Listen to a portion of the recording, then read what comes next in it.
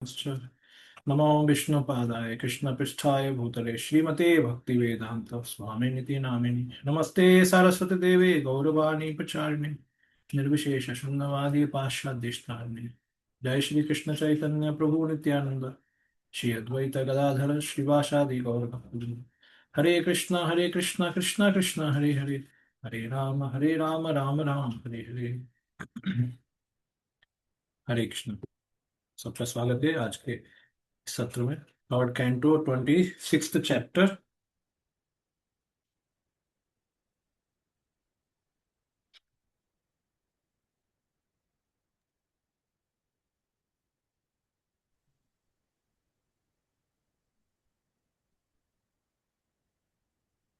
5सा श्लोक चल रहा था। लोग 16वां 22. 16। 22।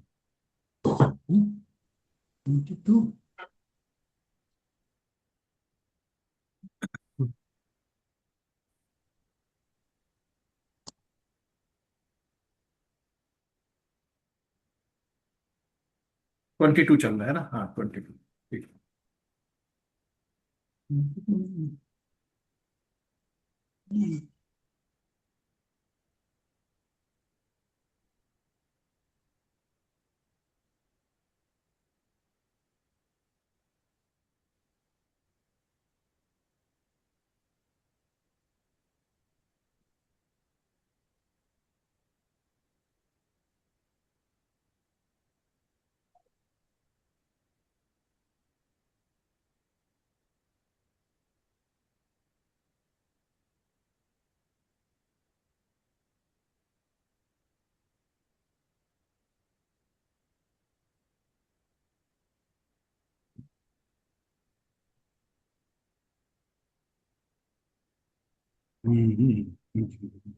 तो तीसरे स्कंद के 26वें चैप्टर में अभी 9 से 14 जो हो गया। सॉरी, 22 तक क्या बताया? महातत्व के बारे में बताया, ठीक है। चित्त के बारे में भी हो गया, महातत्व के बारे में भी हो गया। 22nd चित्त के बारे में, 22nd। चलिए। तो स्वक्षतम अविकारित्वम शांततत्वम इति चेतसा वृत्तिभिः लक्षणं प्रोक्तम यथा पाम प्रकृति परा। पढ़िए। हरे कृष्णा। हरे कृष्णा। हाँ, महत तत्व के प्रकट होने के बाद ये वृत्तियां एक साथ प्रकट होती है। जिस प्रकार जल पृथ्वी के संसर्ग में आने से अपनी पूर्व स्वाभाविक अवस्था में स्वच्छ, मीठा तथा शांत रहता है, उसी तरह विशुद्ध चेतना के विशिष्ट लक्षण शांत, स्वच्छत्व तथा अविकारित्व है। तात्पर्य पढ़ना है प्रभु जी। हाँ, पढ़िए। प्रारंभ में शुद्ध चेतना या कृष्ण चेतना की अवस्था रहती है। सृष्टि के तुरंत बाद चेतना कलुषित नहीं होती, किंतु मनुष्य भौतिक रूप से जितना कल्मशग्रस्त होता है, उसकी चेतना उतनी ही मलिन हो जाती है। शुद्ध चेतना होने पर भगवान की किंचित झलक भी दिख जाती है। जिस प्रकार स्वच्छ, शांत, अशुद्धियों से रहित जल में हर वस्तु साफ साफ दिखती है, उसी तरह शुद्ध चेतना या कृष्ण चेतना में वस्तुएं अपने वास्तविक रूप में दिखती है। मनुष्य भगवान की झलक देख सकता है और अपने अस्तित्व को भी देख सकता है। चेतना की तरह यह अवस्था अत्यंत सुहावनी, पारदर्शी तथा शांत होती है। प्रारंभ में चेतना शुद्ध रहती है। हाँ। तो ये समझ में आ रहा है ना? ये जो चेतना है, जीव की चेतना है, शुद्ध है शुरू में, ठीक है। बाद में ये कुलुषित हो जाती है। तो अभी ये एकदम शुद्ध है चेतना।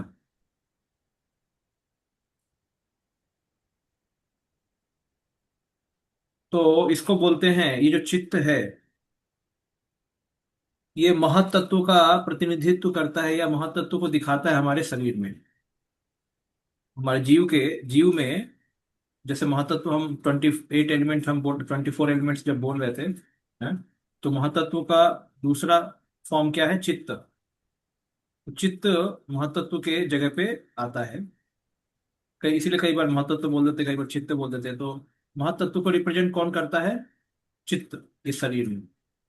तो हमको पता है कि महतत्व जो कि है प्योर रहता है, हम सबको पता है ना, महतत्व जैसे प्योर है, उससे बाकी चीजें बनी हैं। तो महातत्व शुरू की अवस्था है जब कुछ ज्यादा कल्मश नहीं हुआ, एकदम प्योर है। तो इसीलिए उसका भी क्वालिटी यहाँ पे बताया गया। महातत्व को हमने सीखा पहले, अब चित्त के बारे में सीख रहे हैं यहाँ पे।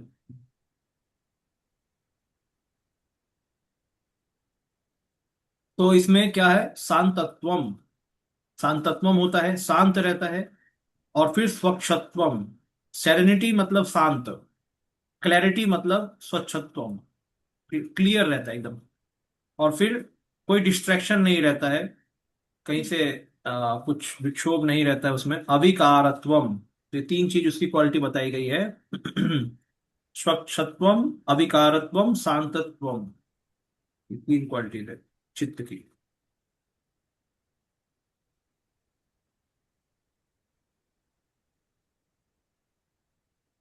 चित्त के तीन गुण हैं। क्या है पहला? स्वच्छ। दूसरा अविकार। तीसरा शांत। स्वच्छ, अविकार, शांत, ये चित्त के गुण, ये शुरू में। बाद में जब जीव भौतिक चीजों के साथ संपर्क कर करके फिर उसका वो हो जाएगा, खराब हो जाएगा।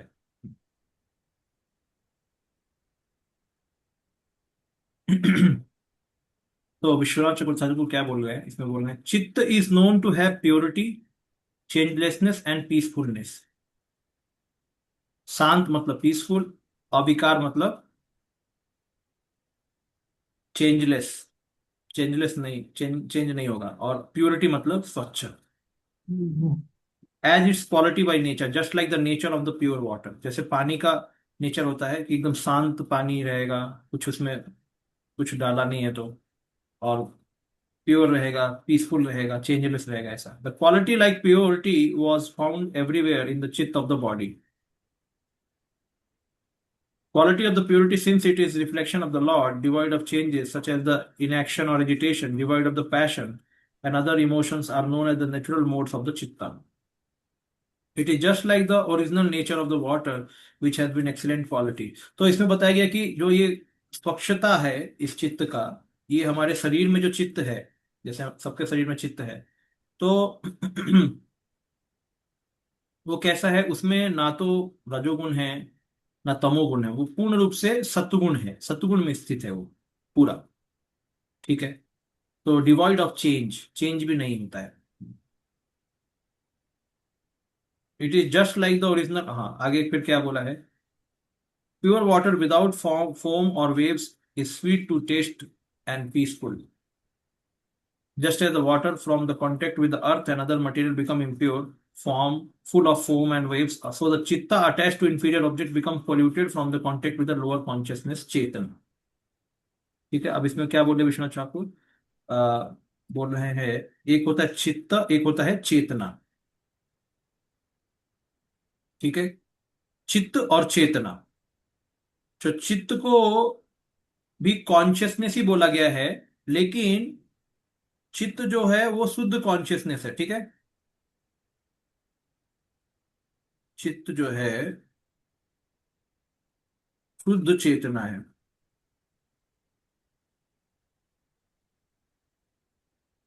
और जो बाद में इसी को चेतना बोल रहे हैं विश्वनाथ ठाकुर कि लोअर लोअर चेतना, और जो ये शुद्ध चेतना है। तो अब जब चित्त कुलुषित हो जाता है तो वो अशुद्ध चेतना हो जाता है। ठीक है, उसको भी चित्त ही बोलेंगे, लेकिन कुलुषित हो जाएगा उससे। तो विश्वनाथ ठाकुर बोल रहे हैं कि चेतना और चित्त अलग होता है। उनका कहने का मतलब कि लोअर कॉन्शियसनेस के साथ जब कनेक्ट हुआ तो वो चित्त ही अशुद्ध चेतना हो जाएगा। और जब कॉन्शियसनेस अच्छा रहा, कृष्णा कॉन्शियसनेस के साथ चित्त रहेगा तो अच्छा रहेगा। तो ये कहने का मतलब है। अभी अविकार बोला है, इसका ये मतलब नहीं कि इसमें बदलाव नहीं आएगा। ये शुरू की बात कही जा रही है, अविकार शुरू में मतलब कुछ भी इसमें मिलावट नहीं होता है। लेकिन क्योंकि जीवात्मा जब भौतिक संसार में रहना चालू करता है, तो फिर उसका, जैसे पानी में अगर कुछ अर्थ के पार्टिकल मिल जाएंगे तो पानी इम्प्योर हो जाता है, उसी तरीके से हमारे चित्त में इस संसार के भोग वासना करने की चाहत और वस्तुएं को एंजॉय करने का, हम्म, तो वो सब की चेतना के कांटेक्ट में आके चित्त भी अशुद्ध हो जाता है। ये कहने का मतलब है।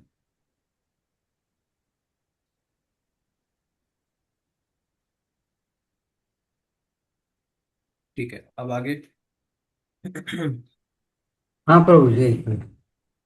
हाँ बोलिए।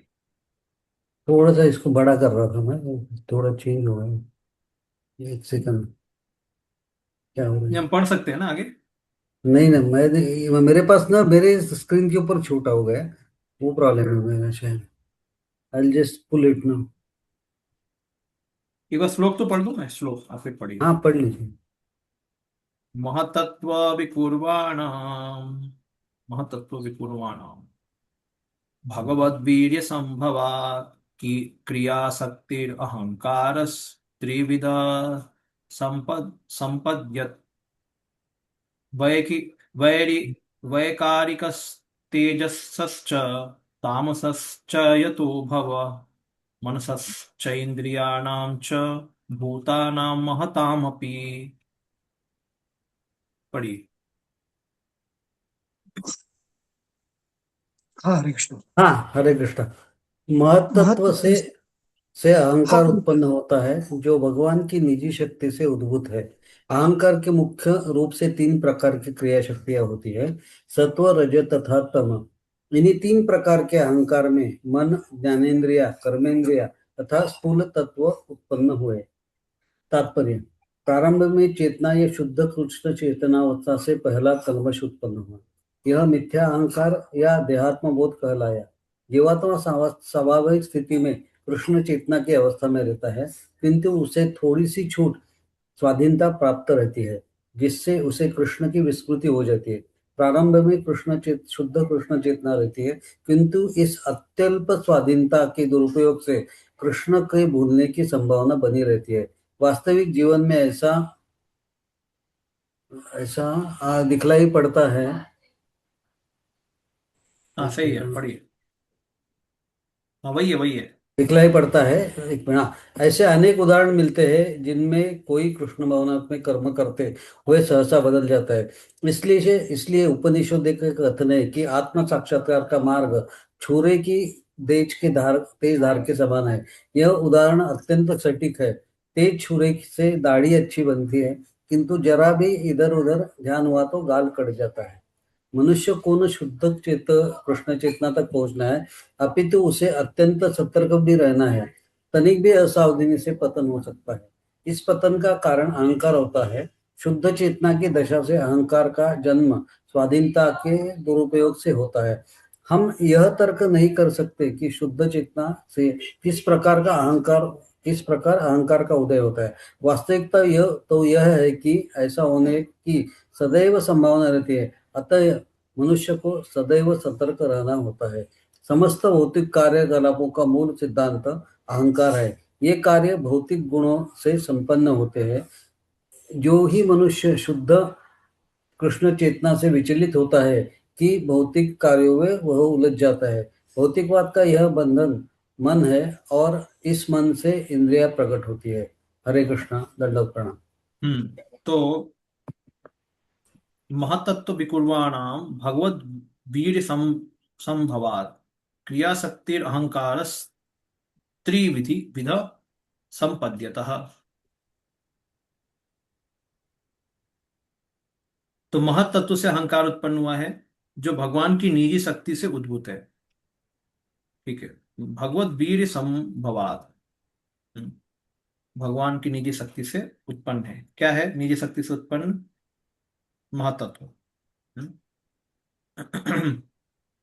अहंकार के मुख्य रूप में तीन प्रकार की क्रिया शक्तियां होती हैं, सत्व, रजस और तमस।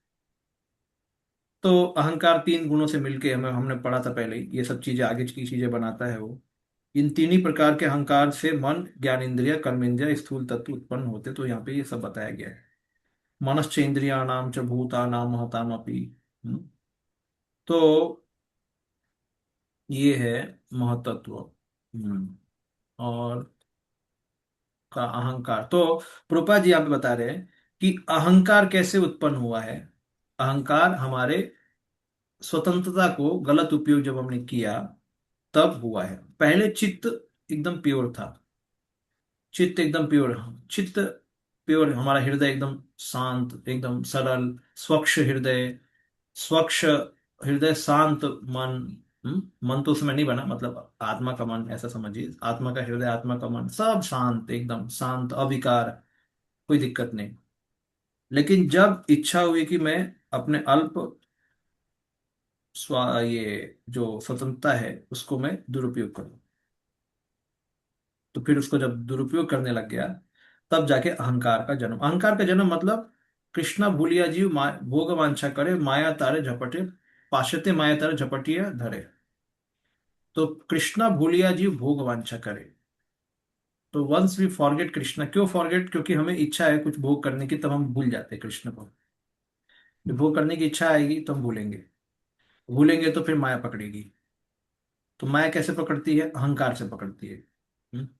तो अहंकार के द्वारा माया पकड़ लेती है, क्योंकि अहंकार से ही हम भोग सकते हैं संसार को। तो ये प्रभुपाद जी बोले क्षुरस्य धारा।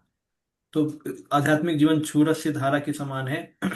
एक छुरे से दाढ़ी बनाने में डर लगा रहता है कि कट ना जाए। हम्म, चाहे सावधानी से, बहुत सावधानी से काम करना पड़ता है। इसलिए आजकल तो जिलेट आ गया है। जिलेट में मतलब थोड़ा जिलेट से दाढ़ी बनाना थोड़ा आसान रह जाता है कि नहीं। नहीं तो पहले तो डायरेक्टली ब्लेड होता था। अरे पहले तो ठीक है, वो ब्लेड से पहले तो छुरा ही होता था डायरेक्टली। छुरा से कैसे लोग जाके बनवाते थे छुरे से। तो वो तो एकदम बराबर देख के डायरेक्टली ब्लेड ही लगाता है। तो पहले स्पिरिचुअल लाइफ एकदम छुरे जैसा था। अभी अभी जिलेट जैसा हो गया है। तो ऐसा है। तो पतन का कारण अहंकार होता है। अहंकार मतलब भोग की इच्छा, भोग की इच्छा, तो अहंकार पकड़ेगा। तो अहंकार यही होता है कि मैं और मेरा। इसलिए वो भगवान को भूलता है। तो अहंकार के कारण ही चित्त अशुद्ध हो जाता है। और फिर वो इस संसार में बद्ध हो जाता है।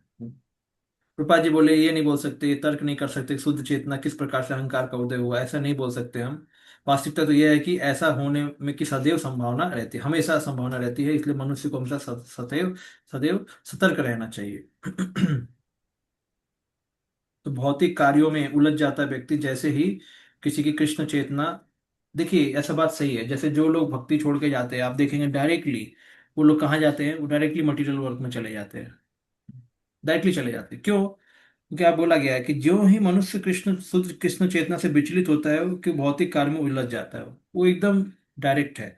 तो इतना इसका प्रॉब्लम है। जैसे हम कृष्ण भावना में इतने थोड़ा विचलित हो गए या कुछ हो गया, तो हम डायरेक्टली कहाँ भागेंगे, मटेरियल वर्क के लिए। और कोई तरीका नहीं है। जैसे एक भक्त बोल रहे थे कि खास करके जैसे ब्रह्मचारी होता है, ब्रह्मचारी इसका क्या होता है कि वो ज्वाइन करते हैं आश्रम में, इस्कॉन सोसाइटी में। तो वो प्रमुखता किसको देते हैं, इस्कॉन सोसाइटी को, क्योंकि वो सब कुछ छोड़ के आते हैं। फिर भी एक भक्त बोले थे कुछ सालों के बाद कि देखो, अगर मान लो इस्कॉन ने आपको निकाल दिया तो किसके पास आप सबसे पहले जाओगे? तो बोले कि माता पिता के पास ही जाओगे। बात सही है। तो वास्तव में आपका शेल्टर किधर है फिर? माता पिता है। हाँ। तो वो बता रहे थे कि इसलिए तो उनका इसलिए वो व्यक्ति अटैच रहता है फिर माता पिता से, या वो थोड़ा सा अलग ही निष्कर्ष दे रहे थे। वो बता रहे थे कि इसलिए हमें माता पिता का केयर करना चाहिए, या उनको उनको हेल्प करना चाहिए। वास्तव में हम हमारा कौन है, माता पिता ही तो है। एक्चुअली वो थोड़ा इमोशनल हो गए थे, लेकिन एक भक्त ऐसा बता रहे थे। तो मैं क्या बोल रहा हूँ कि यहाँ पे कि ये बात सही है कि हमारे रिश्तेदार है, हमारे माता पिता है जो हमें शेल्टर देने के लिए हैं। लेकिन ये सत्य नहीं है, ये सत्य नहीं है, ये अंधकार है। क्योंकि माता पिता के रूप में भी भगवान ही शेल्टर दे रहे हैं हमको। ये भागवत है। भागवत तत्व क्या है? माता पिता के रूप में भी कौन शेल्टर दे रहा है? भगवान ही दे रहा है। तो ऐसा नहीं है कि माता पिता शेल्टर देंगे हैं। सेवा तो मैं सबकी करनी है, उनकी करनी, खास करके उनकी तो करनी ही है। लेकिन ये सोच के कि वही शेल्टर दे रहे हैं बाकी नहीं, ये गलत है। तो व्यवहारिक रूप से दिखेगा कि हम डॉक्टर के पास जाके इलाज करा रहे हैं, मतलब डॉक्टर हमारा हितैषी है, भगवान हमारे हितैषी नहीं है, ऐसा दिख रहा है। हम बैंक से जाके पैसा ला रहे हैं तो भगवान कहाँ पैसा दे रहे हैं हमको? हम बाजार से सब्जी ला रहे हैं, भगवान थोड़ी सब्जी गिरा रहे हैं ऊपर से बैकुंठ से। तो ये सब व्यवहारिक रूप से हमें दिखेगा कि ये सभी चीजें कार्यशील है, और इसलिए वो महत्वपूर्ण है। इसीलिए ये सृष्टि की जो रचना है, ब्रह्मा जी ने दूसरे अध्याय में आपने पढ़ा है ना, कैसे सब कुछ भगवान करते हैं। उपादान कारण भी वही है, और निमित्त कारण भी वही है। भौतिक कारण और निमित्त कारण दोनों वही हैं। तो अरे, ये धरती भी भगवान से आई है, ये हवा भी भगवान से आया है, हमारा सांस भगवान से आया है। इससे बड़ा क्या शेल्टर हो सकता है हमारा? सांस रुक जाए तो मर जाएंगे। कौन सांस के बिना जी सकता है? कौन हवा के बिना जी सकता है? कौन पानी के बिना जी सकता है? तो वास्तव में शेल्टर तो वही है। वासुदेव परा योगा, वासुदेव परा गति, वासुदेव परा धर्म। हाँ? वासुदेव ही सब कुछ है। तो सोसाइटी में कोई किस खिन बिन हो गया, कोई चला गया, वो अलग चीज है। लेकिन वासुदेव का शेल्टर हम नहीं छोड़ सकते। तो जो इस ज्ञान को समझता है, भागवत के तत्व को, हम्म, कि भगवान से हम अलग नहीं हो सकते, केवल ये माया है। माया हमें भगवान का ही शेल्टर देती है, लेकिन दूसरे तरीके से। क्योंकि माया के पास कोई खुद का कुछ बनाया चीज नहीं है। माया को भगवान नहीं दिया है, लेकिन माया दूसरे तरीके से हमें शेल्टर देती है, भगवान की चीजों पे ही देती है। तो कोई अगर ये समझ जाए कि चाहे मैं अंदर रहूं या बाहर रहूं, भगवान के शेल्टर के बिना ही रह ही नहीं सकता हूं, तो क्यों ना मैं भगवान के शेल्टर को ही सर्वोपरि मानूं, उसी को सत्य मानूं, और उनकी सेवा करूं। ऐसा। तो ये सत्य बात है। अच्छा, अभी हाँ, सहस्राशीर्षं साक्षात्, साक्षाद्यम अनंतम प्रचक्षते, अनंतम प्रचक्षते। हम्म, यम अनंतम, अच्छा हाँ, सहस्रशीर्षम साक्षात् यम अनंतम प्रचक्षते, संकर्षणाख्यम पुरुषम भूतेन्द्रिय मनोमयम। पढ़िए। स्थूल तत्वों का स्रोत इंद्रिय तथा मन, ये तीन प्रकार के अहंकार के समान है, क्योंकि अहंकार ही उनका कारण है। ये श्री संकर्षण के नाम से जाने जाते हैं, जो कि 1000 शिरों वाले साक्षात भगवान अनंत है। हरे कृष्ण। हम्म स्थूल तत्वों का स्रोत इंद्रियां तथा मन। हम्म ठीक है ना? स्थूल तत्व का स्रोत इंद्रियां तथा मन, ये तीन प्रकार के अहंकार उनसे अमिंत हैं, क्योंकि अहंकार ही उनका कारण है। तो राजसिक अहंकार, सात्विक अहंकार, और तामसिक अहंकार, इससे सृष्टि बनी है। तो situated in ahankar is the lord with the 1000 heads of the known as Sankarshan. अहंकार के अंदर भगवान संकर्षण है, उनको अनंत भी बोला गया है। और वही मन के कारक हैं, इंद्रियों के कारक हैं, और सूक्ष्म स्थूल तत्व के कारण हैं। The deity to be worshipped is described.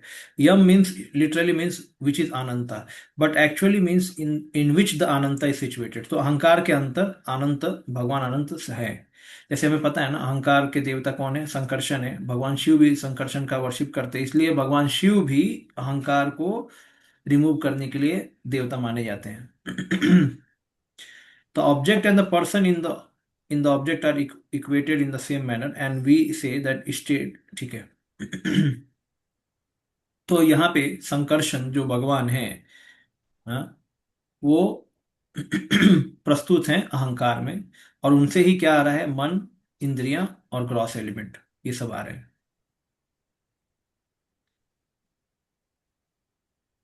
हमने ऊपर कुछ पढ़ा था इसमें, चित्त के देवता पढ़ा था कि नहीं, चार देवता, वासुदेव, संकर्षण, अनिरुद्ध, प्रद्युम्न, पढ़ा था, मुझे पढ़ा था कि हाँ यस नहीं? पढ़ा था ना? हाँ यस प्रभु जी। क्या पढ़ा था, क्या याद है किसको? प्रभु जी की चित्त के देवता वासुदेव जी हैं, और अहंकार के संकर्षण जी, और हाँ बुद्धि के प्रद्युम्न जी, और मन के अनिरुद्ध। हाँ, करेक्ट, ये वाला चीज हमने पढ़ा था, पहले पढ़ा। और देखो ये अगला भी श्लोक आने वाला है, ये कार्य कारण कृतत्व, ये जो हम पढ़ रहे हैं ये अगला ही श्लोक है, ये भी आने वाला है। तो उस तरीके से तो अहंकार के देवता संकर्षण, तो अब यहाँ पे थोड़ा और डिटेल में बोला गया कि उस अहंकार में संकर्षण रहते हैं, आते हैं, प्रस्तुत होते हैं, तो फिर उससे मन बुद्धि ये होता है, ये क्या हो, हाँ ये रहा, चित्त के वासुदेव, अहंकार के संकर्षण, बुद्धि के प्रद्युम्न, मन के अनिरुद्ध। तो अनिरुद्ध के साथ चंद्रमा भी आते हैं, प्रद्युम्न के साथ ब्रह्मा, संकर्षण के साथ रुद्र, और वासुदेव विष्णु।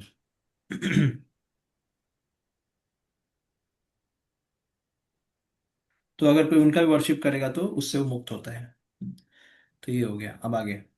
कृतत्वं करणत्वं च कार्यत्वं चेति लक्षणम् शांतघोर विमूढ़ात्वम् इति वा स्याद् अहंकृते। पढ़िए।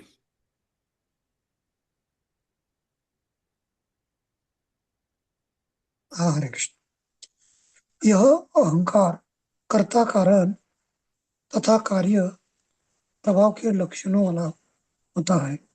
सत्व रजो तथा तमोगुणों के द्वारा यह जिस प्रकार प्रभावित होता है उसी के अनुसार यह शांत, क्रियावान या मंद लक्षण वाला माना जाता है।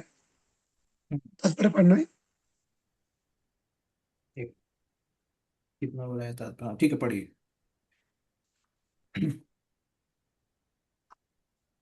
तात्पर्य पढ़ोगे। हाँ पढ़िए पढ़िए। मिथ्या अहंकार भौतिक व्यापारों के अधिष्ठाता देवता में रूपांतरित हो जाता है। कारण कारण के रूप में मिथ्या अहंकार विभिन्न इंद्रिया तथा इंद्रियों के अंगों के रूप में प्रदर्शित होता है, और देवताओं तथा इंद्रियों के संयोग से भौतिक वस्तुएं उत्पन्न होती है। इस भौतिक जगत में हम अनेक वस्तुएं उत्पन्न कर रहे हैं, जिसे सभ्यता की उन्नति कही जाती है, किंतु वास्तव में सभ्यता की उन्नति मिथ्या अहंकार का प्राकट्य है। मिथ्या अहंकार से ही समस्त भौतिक वस्तुएं सुख उपभोग की सामग्रियों के रूप में उत्पन्न होती है। मनुष्य को इन सामग्रियों की कृत्रिम आवश्यकता को कम करना होता है। एक महान आचार्य श्री नरोत्तम दास ठाकुर ने शोक प्रकट किया है कि जब मनुष्य वासुदेव की शुद्ध चेतना या कृष्ण चेतना से विपत होता है तो वह भौतिक कर्मों में फंस जाता है। उनके द्वारा प्रयुक्त शब्द इस प्रकार है: सत्संग छाड़ी कैनो असते विलास, ते करणे ते कारणे लागिल ए कर्म बंध फास। मैं क्षणिक भौतिक संसार का आनंद उठाना चाहता था, इसलिए मैंने शुद्ध चेतना की अवस्था का परित्याग कर दिया, इसलिए मैं कर्म फल के जाल में फंस गया हूँ। हरे कृष्ण। हम्म। पृथक्त्वं करणत्वं च कार्यत्वं चेति लक्षणं शांत घोर विमूढ़ात्वम् इति वा स्याद् अहंकृते। अहंकृते। तो हमें पता है कार्य क्या होता है, कारणम क्या होता है? और कृतत्वम क्या होता है? कार्य मतलब कॉज। हाँ, कार्य मतलब कॉज नहीं, इफेक्ट होता है। कारणम मतलब, कर्ण मतलब कॉज, और कृतत्वम मतलब जो वर्क होता है, जो किया जाता है, जो कार्य होता है, तो कार्य को कृतत्वम बोलते हैं। तो यहाँ पे कर्ता होने, करण होने और कार्यत्व प्रभाव होना।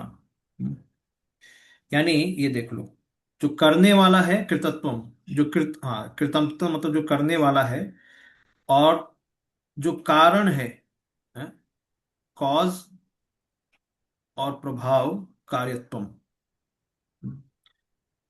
Cause, effect, doer. चेति लक्षणम। तो ये चीजें प्रकृति में उत्पन्न होती हैं, प्रकृति के द्वारा हमारे अंदर उत्पन्न की जाती है।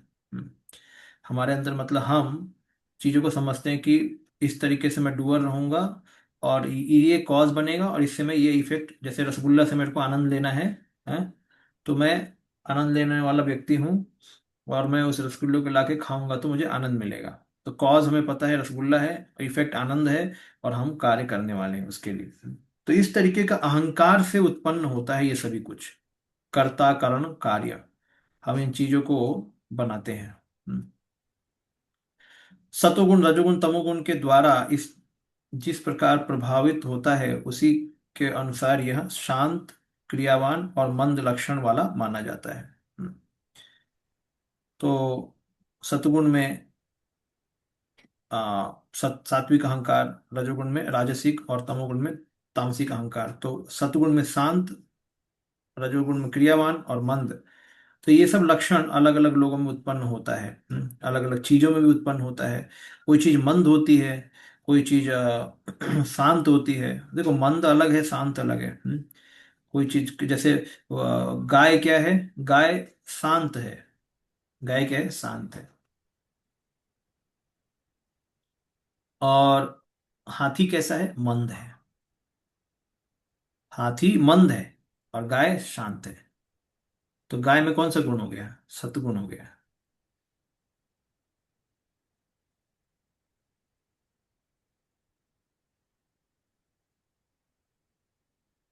हाथी, ये हो गई शांत,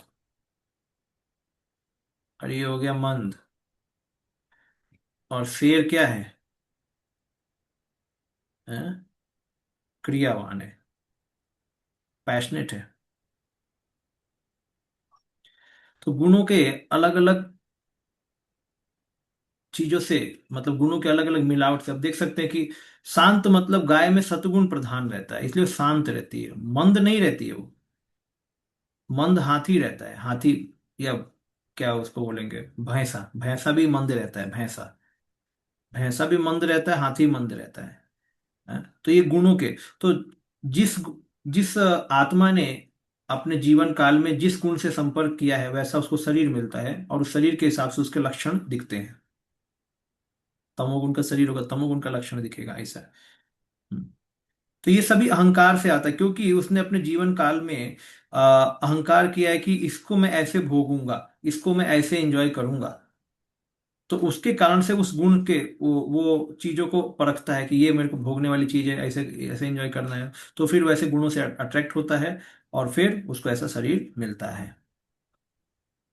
अहंकार भौतिक व्यापारों के अधिष्ठाता देवताओं में रूपांतरित हो जाता है, ये भी हमने पढ़ा है। अहंकार तो सतगुण में जो इंद्रियों के देवताओं का भी उद्गम होता है। करण के रूप में अहंकार विभिन्न इंद्रियों के रूप में प्रदर्शित करता होता है। ठीक है। और देवताओं तथा इंद्रियों के संयोग से भौतिक वस्तुएं उत्पन्न होती है। इस जगत में हम अनेक वस्तुएं उत्पन्न कर सकते हैं। तो एक मिनट, इसमें क्या बताया है?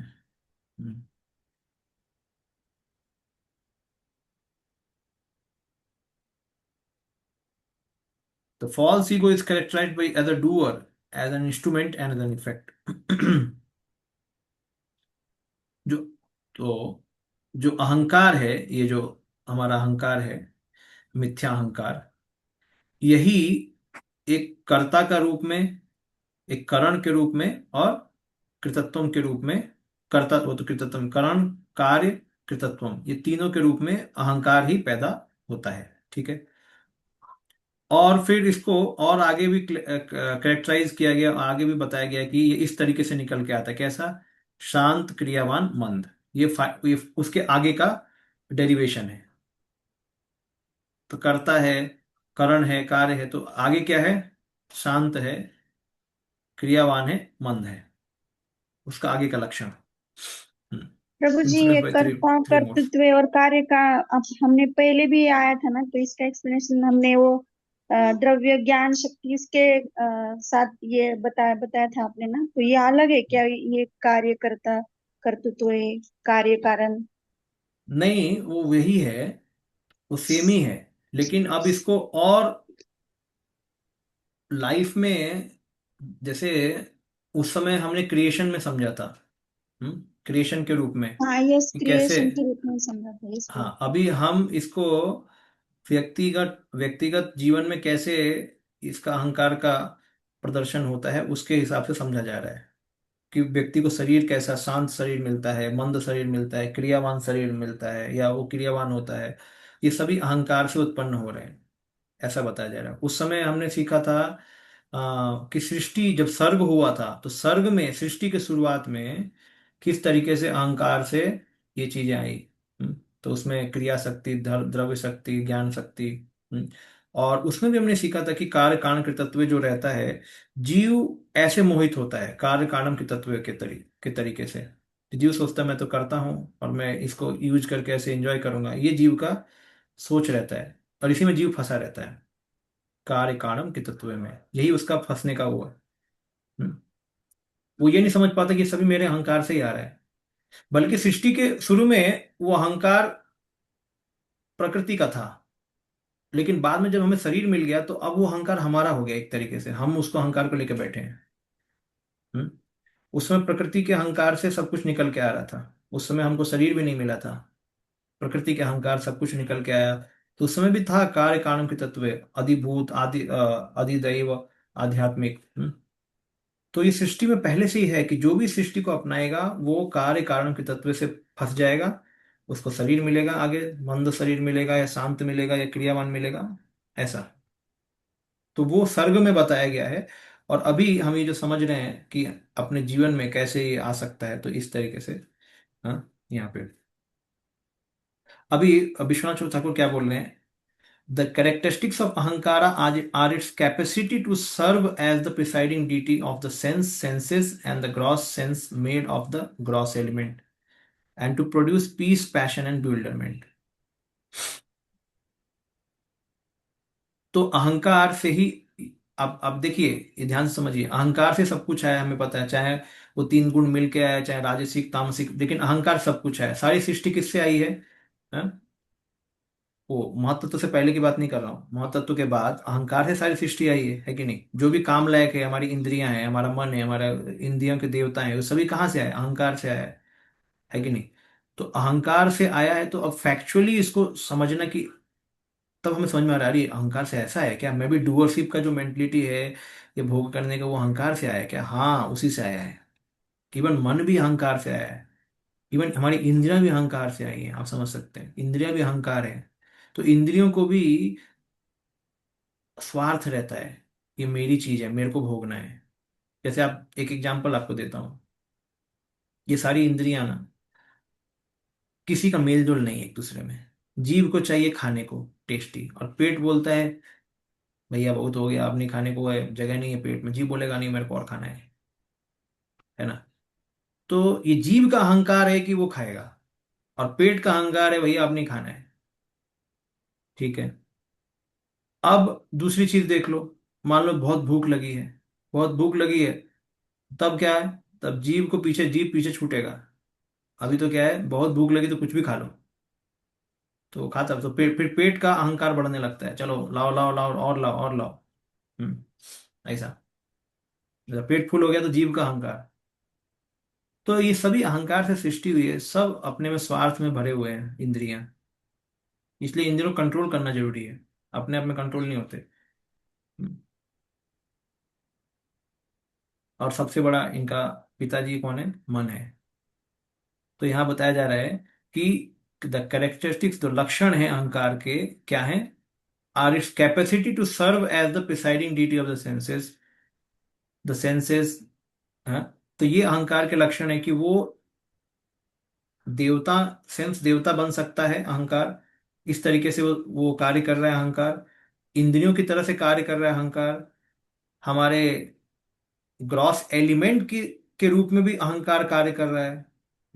ग्रॉस एलिमेंट, जैसे मैंने बताया ना आपको कि अहंकार का जिसका तमोगुण का शरीर है, तो उसमें भी ग्रॉस एलिमेंट है, लेकिन उसके ग्रॉस एलिमेंट में अहंकार वाला, जो तमोगुण वाला होगा, अहंकार का पार्ट वो ज्यादा होगा एलिफेंट के बॉडी में। जो सतगुण का होगा वो गाय में ज्यादा होगा। सतगुण अहंकार वाला जो चीज होगा वो गाय में ज्यादा होगा एलिमेंट। इस तरीके से अहंकार अलग अलग फीचर में इंद्रियों के द्वारा, इंद्रियां देवताओं के द्वारा या पंच महाभूत के द्वारा फैला हुआ है अहंकार। ये पूरा सृष्टि अहंकार का है। रूपा जी ऊपर बताते हैं ये अहंकार से ही हमारा चित्त दूषित होता है। हम्म। अहंकार से सारी वस्तुएं सुखोपभोग की सामग्रियां के रूप में उत्पन्न होती हैं। देखिए ये भी लिखा है। अभी हमने ऊपर क्या देखा? अहंकार से हमारा चेतना भी खराब होता है, और अहंकार से सृष्टि भी चल रही है। मनुष्य को इन सामग्रियों की कृत्रिम आवश्यकताओं को कम करना होता है। तो यही है, अगर उसको बढ़ाएंगे तो अहंकार दूषित हो जाएगा और दूषित होगा। सॉरी, हमारा चित्त और दूषित होगा। हम्म। नरोत्तम दास ठाकुर बोलते हैं कि सत्संग छाड़ी कैले विलास, तो ये सब चीजें। तो जब मनुष्य वासुदेव की शुद्ध चेतना, कृष्ण चेतना से विपत होता है तो भौतिक कर्म में बंध जाता है। ये बहुत ही क्लियर तत्व है। अगर हम भक्ति छोड़ेंगे तो हम भौतिक चीजों के ओर भाग जाएंगे। हम्म। हमने भौतिक चीज छोड़ के भक्ति में भक्ति करना चालू किया, वैसे उल्टा भी हो जाता है। हम भक्ति छोड़ेंगे उधर भाग जाएंगे, ऐसा। हम्म। क्योंकि अहंकार काम कर रहा है। और भक्ति क्या है? अहंकार से मुक्त होने की दशा है। तो अहंकार से मुक्त होने की दशा छोड़ दिया तो फिर अहंकार में फंस जाएंगे, है ना? जैसे एग्जाम्पल है कि दलदल है। दलदल से अगर आप नहीं निकल रहे तब दलदल में जाएंगे अंदर। क्यों? क्योंकि हाथ पैर तो कितने देर तक चुपचाप रखेंगे? हाथ पैर को, हाथ पैर तो चलता ही रहेगा। अब जितना हाथ पैर चलाएंगे नीचे खींचेगा वो। इसलिए हाथ पैर चलाना निकलने के लिए, लेकिन वो हाथ पैर चला हुए तो अंदर जाते हैं दलदल। तो हाथ पैर नहीं चलाना रहता है, उसमें बाहर से कोई खींचने वाला रहता है। यानी गुरु वैष्णव के खींचे जाने पे हम खींच रहे हैं तो हम निकल रहे हैं बाहर। नहीं तो हाथ पैर तो चलेगा ही, रुकेगा तो नहीं, तो हम अंदर जाते रहेंगे, ऐसा। हम्म, आगे।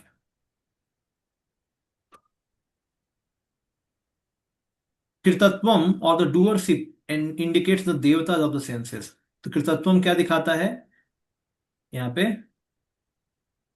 डूअरशिप, डूअरशिप को दिखा रहा है कृतत्वम, जो बताता है इंद्रियों के देवता के बारे में। और कर्णत्वम इंडिकेट द सेंसेस, सटल। और कार्यत्वम ग्रॉस एलिमेंट को दिखाता है। तो कार्यत्वम ये दिखाता है पंच महाभूत।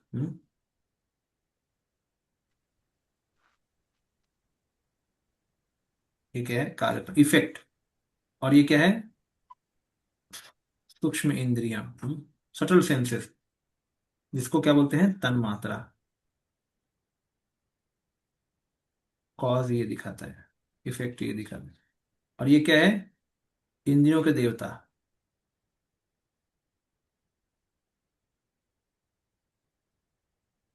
ये हमने सेम ही चीज उधर भी बताया है कि नहीं? सेम ही चीज तो बताया है उधर भी। ये क्या होता है? अधिदेव बोला है कि नहीं? ये अधिदेव हाँ होता है। इसके हाँ। और आध्यात्मिक क्या होता है? अधिदेव, इंद्रिया ना, अधिभौत। हाँ, यस। इंद्रिया क्या होगी? हाँ, सूक्ष्म इंद्रिया होगी अधि, आत्मिक, आध्यात्मिक, आध्यात्मिक, आध्यात्मिक। और इफेक्ट क्या हो गया? पंच महाभूत, द्रव्य। हाँ, तो इफेक्ट तो आदिभूत हो गया। आदिभूत हो गया इफेक्ट, पंच महाभूत। इसको ये भी लिख देते हैं, आदिभूत। ठीक है। और ये क्या हो गया, अधिदैव, सेम ही है, थोड़ा थोड़ा डिस्क्रिप्शन बदलते रहते हैं ये लोग। और फिर कॉज में क्या आ गया, आध्यात्म।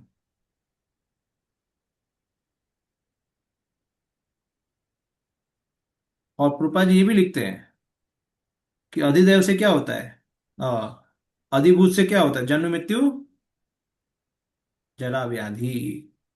हम्म, ये भी पढ़ा है ना हमने, जन्म मृत्यु जरा व्याधि। और अधिदैव से, आध्यात्म से क्या होता है, डूअरशिप, भोक्ता भोक्ता वृत्ति जाग जाती है ना। हम्म। ओके।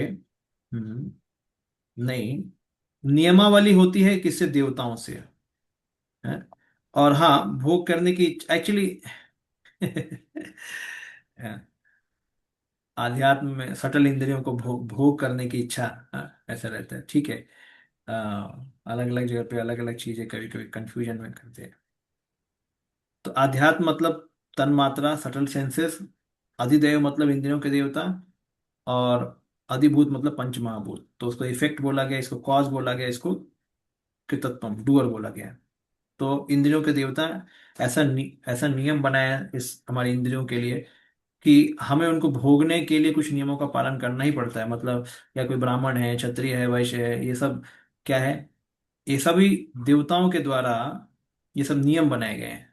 भगवान के नियम है, लेकिन वो लोग कंट्रोल कर रहे हैं उसको।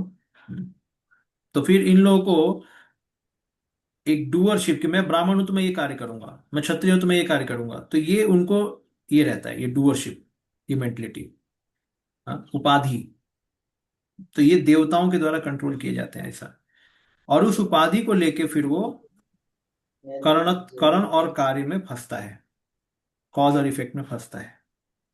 प्रभु जी, कॉज और इफेक्ट, ये इसको ऐसे इसीलिए बोला है क्या कि तन्मात्राओं से पंचमहाभूत आते हैं ना, सूक्ष्म से स्थूल आता है, तो वो कारण हुआ और ये परिणाम हुआ, ऐसा इसके हाँ लिए हाँ उन्हें बोला हाँ हाँ, है वो भी है, वो भी करेक्ट है, वो भी है, करेक्ट है। पहले तन मात्रा और उससे फिर पंच महाभूत। तन मात्रा हमने देखा था और पंच महाभूत भी देखा था। लेकिन ये हर जगह पे लगता है, करण कार्य, करण कार्य, करण से कार्य आता है, और उसको करने वाला कृतत्वम होता है। कृतत्वम के घुसने से ही करण कार्य में बदलता है।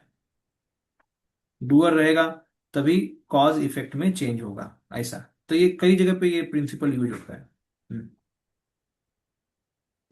ओके।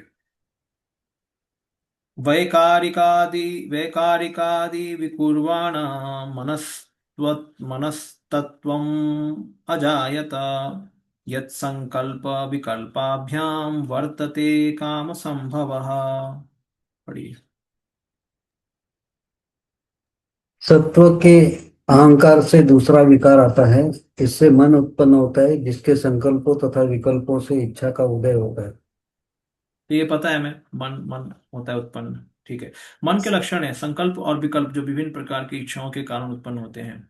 जो हमें इंद्र तृप्ति के अनुकूल लगता है, हम उसी की कामना करते हैं, और जो प्रतिकूल लगता है उसका बहिष्कार करते हैं। तो मन का लक्षण क्या है, संकल्प और विकल्प। संकल्प किस चीज का करते हैं हम लोग, जो चीज हमें अच्छी लगती है।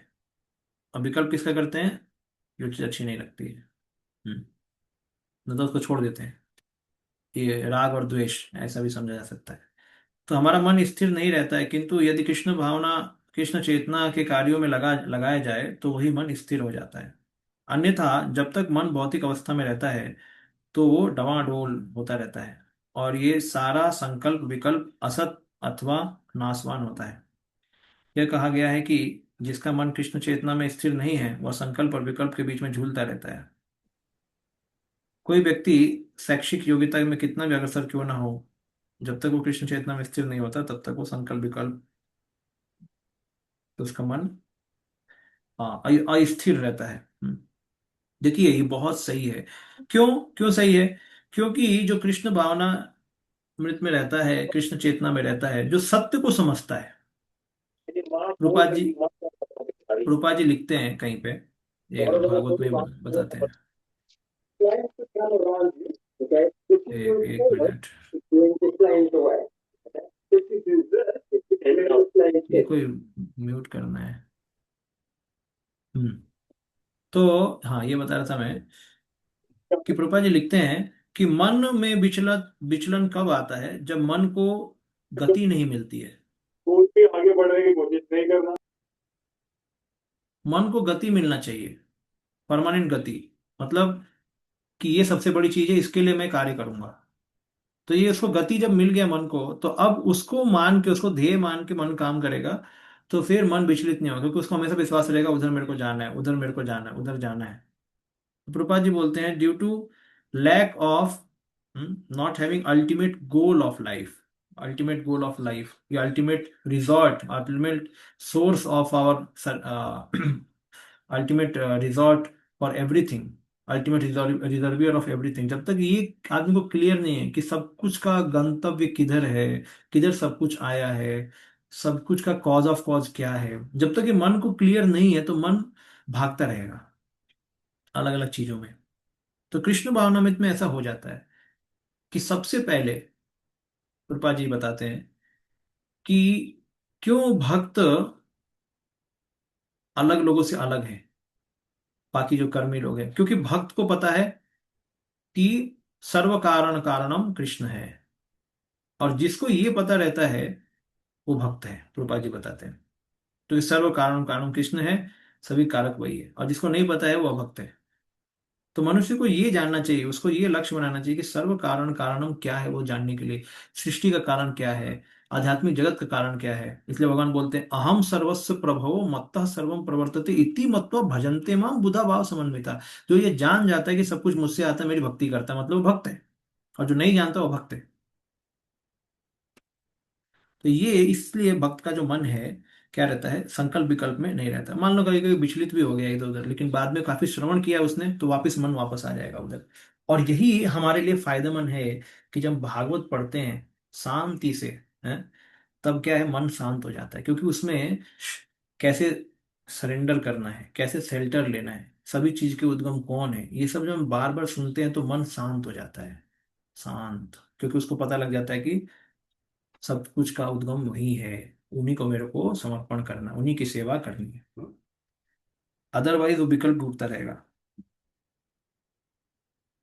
क्योंकि अहंकार से आया है, अहंकार मतलब सत्य नहीं है, असत है, असत की चीजों से आया है। तो मन उसी से बना है।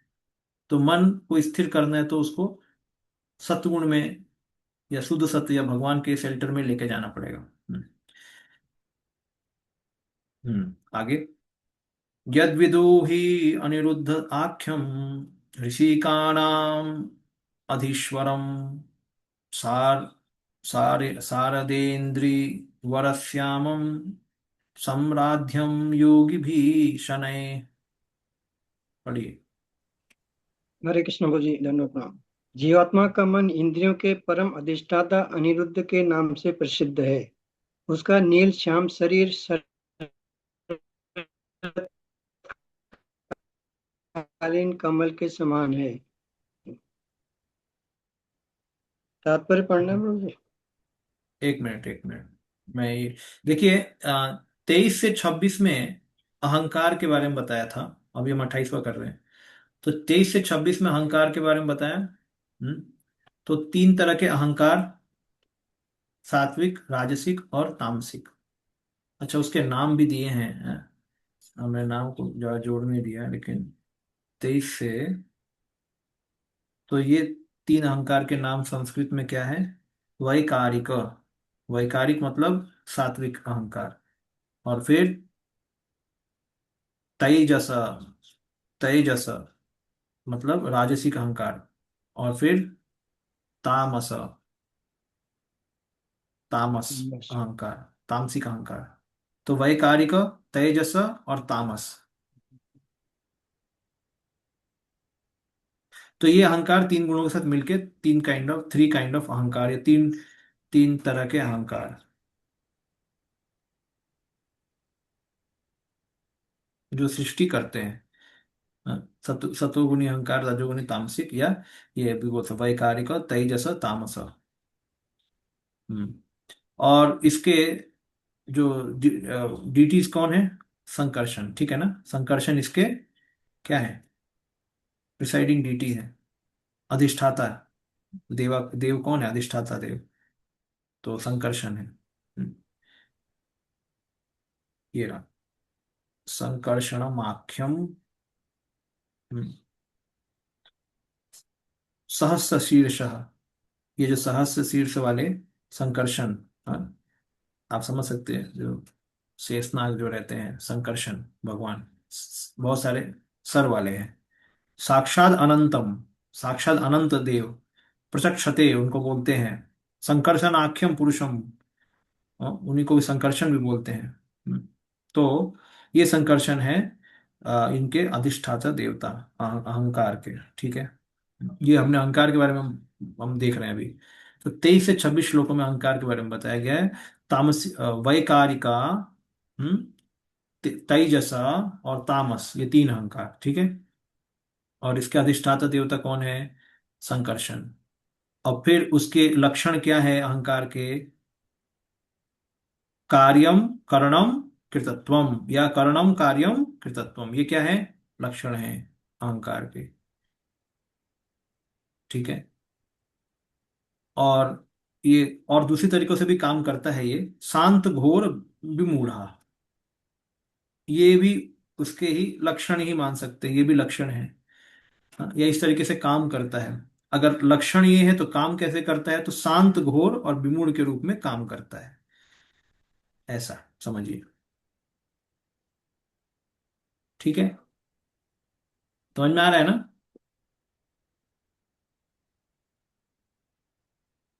नहीं है। प्रभु जी लक्षण प्रभु जी, अलग आ लक्षण रहा है। अलग है और प्रैक्टिकल में अलग कार्य करता है क्यों? अरे लक्षण अलग ही होगा ना। अब लक्षण और कार्य थोड़ा अलग होगा ना, बस ठीक है, शांत है, किसी का लक्षण शांत है, ठीक है, बट वो शांत रहता भी है। तो कभी कभी लक्षण और कार्य अलग हो सकता है, ऐसा नहीं कि नहीं सेम ही होगा, कभी कभी सेम भी हो सकता है। तो इसमें इसलिए मैं दोनों चीज बोल रहा हूँ कि उसको लक्षण भी मान सकते हैं या कार्य के रूप में भी मान सकते हैं, कि कोई घोर होगा, कोई विमूढ़ा होगा। देखिए, शांत घोर, शांत घोर, घोर मतलब सक्रिय बोला है, जनरली घोर का वर्ड यूज होता है एकदम, हाँ ठीक है, सक्रिय सही सही यूज किया है, मतलब राजसिक में ही यूज किया है। शांत घोर विमूढ़, विमूढ़त्वम इति स्याद अनहंकृते, इसको भी वही बोला गया है, अहंकारी बोला गया है। हम्म? तो उसका आगे का लक्षण है, पहले कर्णम कार्य कृतत्वम, ये तो सबके अंदर भावना है। अब उसके हिसाब से कितनी ज्यादा भावना कैसी है, किसी को हाथी बन के अपना कार्य कारणों के तत्व करना है, या शेर बन के करना है, या गाय बन के करना है। तो ये फिर उसमें ये अलग अलग तरह के लक्षण भी उत्पन्न हो जाएंगे, कि वो शांत रहेगा, मंद रहेगा, क्रियावान रहेगा। ये समझ लीजिए बस, और ज्यादा कुछ नहीं, यही चीज यहाँ पे बताया गया है। हम्म। उसी के अनुसार यह शांत क्रियावान मंद लक्षण वाला माना जाता है अहंकार, बस इतना ही। तो ये लेकिन सतगुण, हर एक में अलग अलग होता है, तो ये हमारे पास्ट कर्मस के अनुसार आता है क्या? क्योंकि पास्ट कर्म से ही आएगा ना, क्योंकि बताया गया है गीता में, पुरुषः प्रकृतो स्थो ही भुंक्ते प्रकृति जान गुण कारणम गुण संगो अस्य सदसद योनि जन्मसु। कारणम गुण संग, तो गुण के साथ संग किया है उसने, तो उसका जैसा भावना रहा वैसा गुणों के साथ चपक चिपकेगा वो, और वैसे फिर गुणों के हिसाब से उसको शरीर मिलेगा। हम्म। तो पहला जैसा वो अपना, ये तो सबका इनिशियल यही है, कार्य कारण की तत्व, ये तो सबका यही है इनिशियल, कि सब लोग इसमें फंसे हुए हैं, अपने को डूअरशिप माना है, ये भोगने की वस्तु है, ऐसे भोगूंगा, ये सब समझ के सब लोग का टेम्पलेट आता है।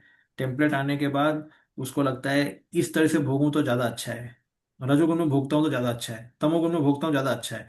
तो उसके हिसाब से वो गुणों को पकड़ लेगा, गुणों को पकड़ेगा, तो फिर आगे उसी अहंकार का लक्षण दिखेगा कि इस तरीके से शांत घोर और विमूढ़ के रूप में दिखेगा।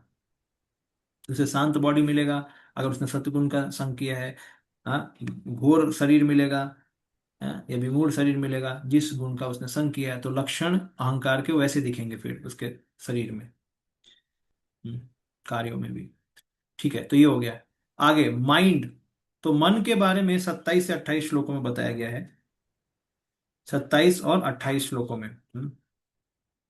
तो मन कहाँ से होता है? सतगुण जब अहंकार जब सतगुण के साथ रहता है, या अहंकार सतगुणी अहंकार, वैकारिक अहंकार से क्या निकलता है? मन उत्पन्न होता है। फिर आगे, मन के नेचर क्या है? मन का लक्षण क्या है? संकल्प और विकल्प। संकल्प विकल्प। तो और उस संकल्प विकल्प से क्या अलग अलग डिजायर्स उसके अंदर आते हैं। संकल्प और विकल्प से अलग अलग डिजायर आते हैं। तो इसमें विचार तथा अलग अलग तरह के विकल्प। तो प्रभुपाद जी बोलते हैं,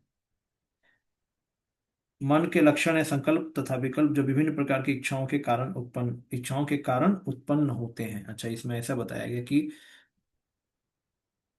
आ, यहाँ पे दूसरी जगह पे ये बोला गया है कि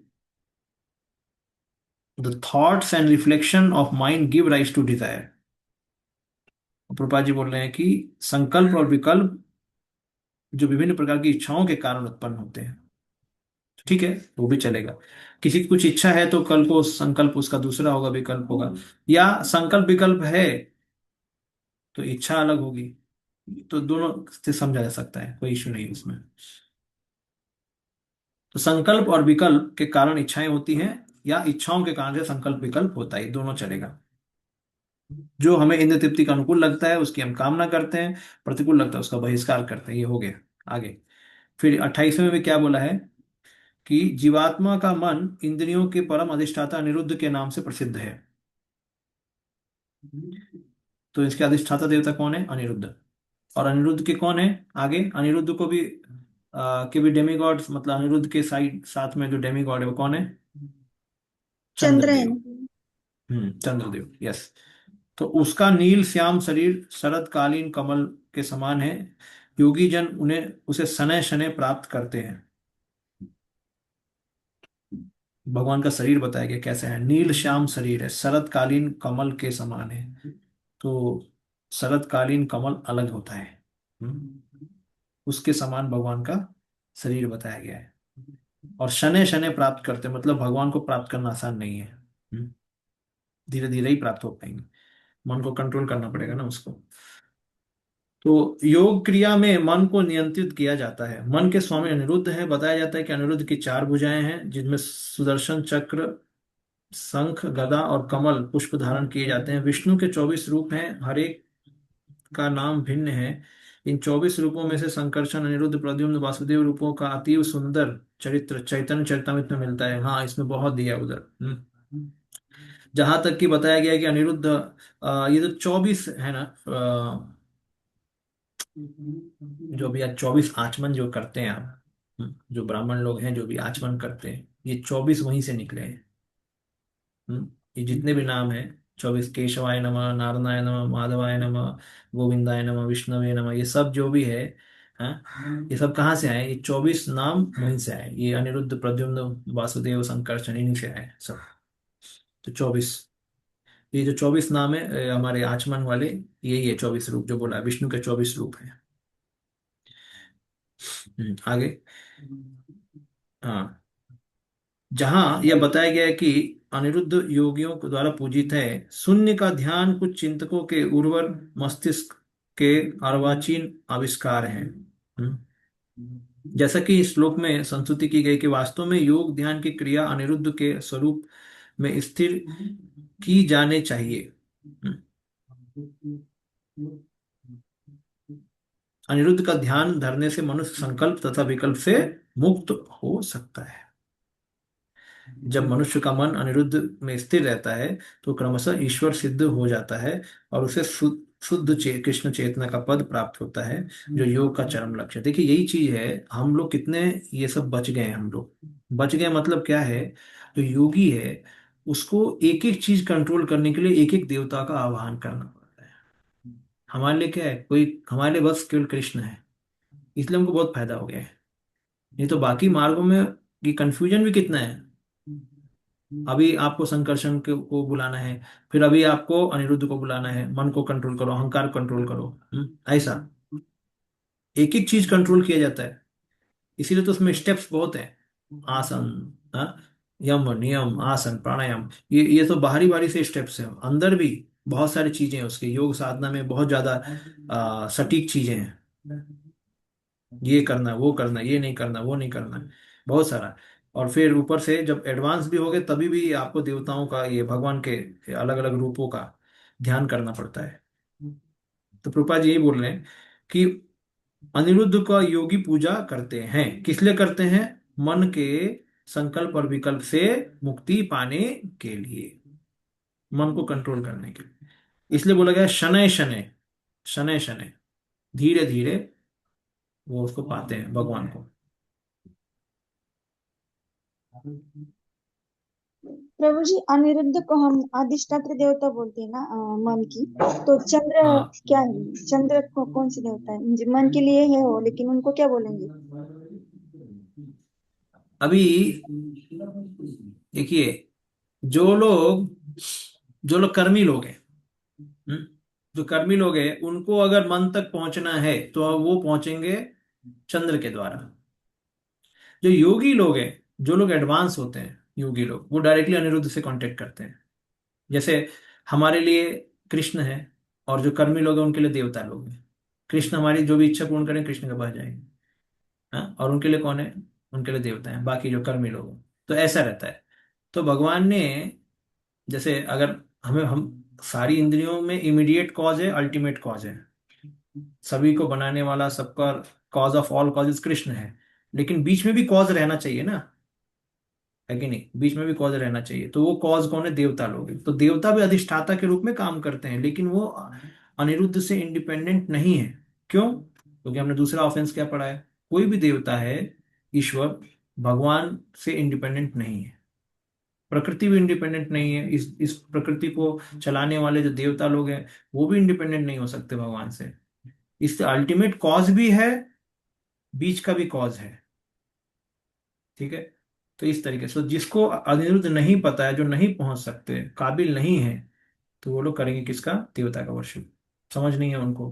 देवता का वर्शिप कौन करता है? जिसको कृष्ण का ज्ञान नहीं है वो करते हैं। उसी तरीके से जो अनिरुद्ध तक नहीं पहुंचेगा वो इनका करेंगे। तो चंद्र भी अधिष्ठात्री देवता ही बोल सकते हैं क्या मन की, प्रभु जी? हाँ हाँ, वो है, चंद्र भी है। चंद्र को प्रसन्न किया तो अनिरुद्ध भगवान भी प्रसन्न होते हैं, ऐसा, ऐसे ही बोला गया। चंद्र को प्रसन्न किया तो अनिरुद्ध को प्रसन्न किया जाता है। हम्म आगे, तेजसा तेजसा सातु विकुर्वाणाम, विकुर्वाण, हम्म, बुद्धि तत्वम अभूत सती, द्रव्य स्फुरणा, स्फुरणा द्रव्य स्फुरणा विज्ञानम इंद्रियाणाम अनुग्रह। पढ़िए। हे सती, रजोगुणी अहंकार में विकार होने से बुद्धि का जन्म होता है। बुद्धि के कार्य है दिखाई पड़ने पर पदार्थों की प्रकृति के निर्धारण में सहायता करना और इंद्रियों की सहायता करना। तात्पर्य पढ़ो प्रभु जी। एक चीज है, हाँ, अभी अभी देख लो, सबसे इंपॉर्टेंट क्या है? अभी हम मन के बारे में बहुत सारे सेमिनार अटेंड करते हैं, माइंड कंट्रोल। तो माइंड कंट्रोल, तो माइंड क्या करता है यहाँ पे बताया गया है। माइंड क्या करता है पिछले श्लोक में बताया गया है, ठीक है? वो क्या होता है माइंड? संकल्प विकल्प, यत संकल्प विकल्पाभ्याम वर्तते काम संभव। संकल्प विकल्प से, इच्छाओं या इच्छाओं के कारण से संकल्प विकल्प होता है। तो ये मन में, मन का नेचर बताया गया है। तो हमारे सांख्य योग में मन का नेचर बताया गया है कि मन का नेचर क्या होता है, कि वो संकल्प करता है।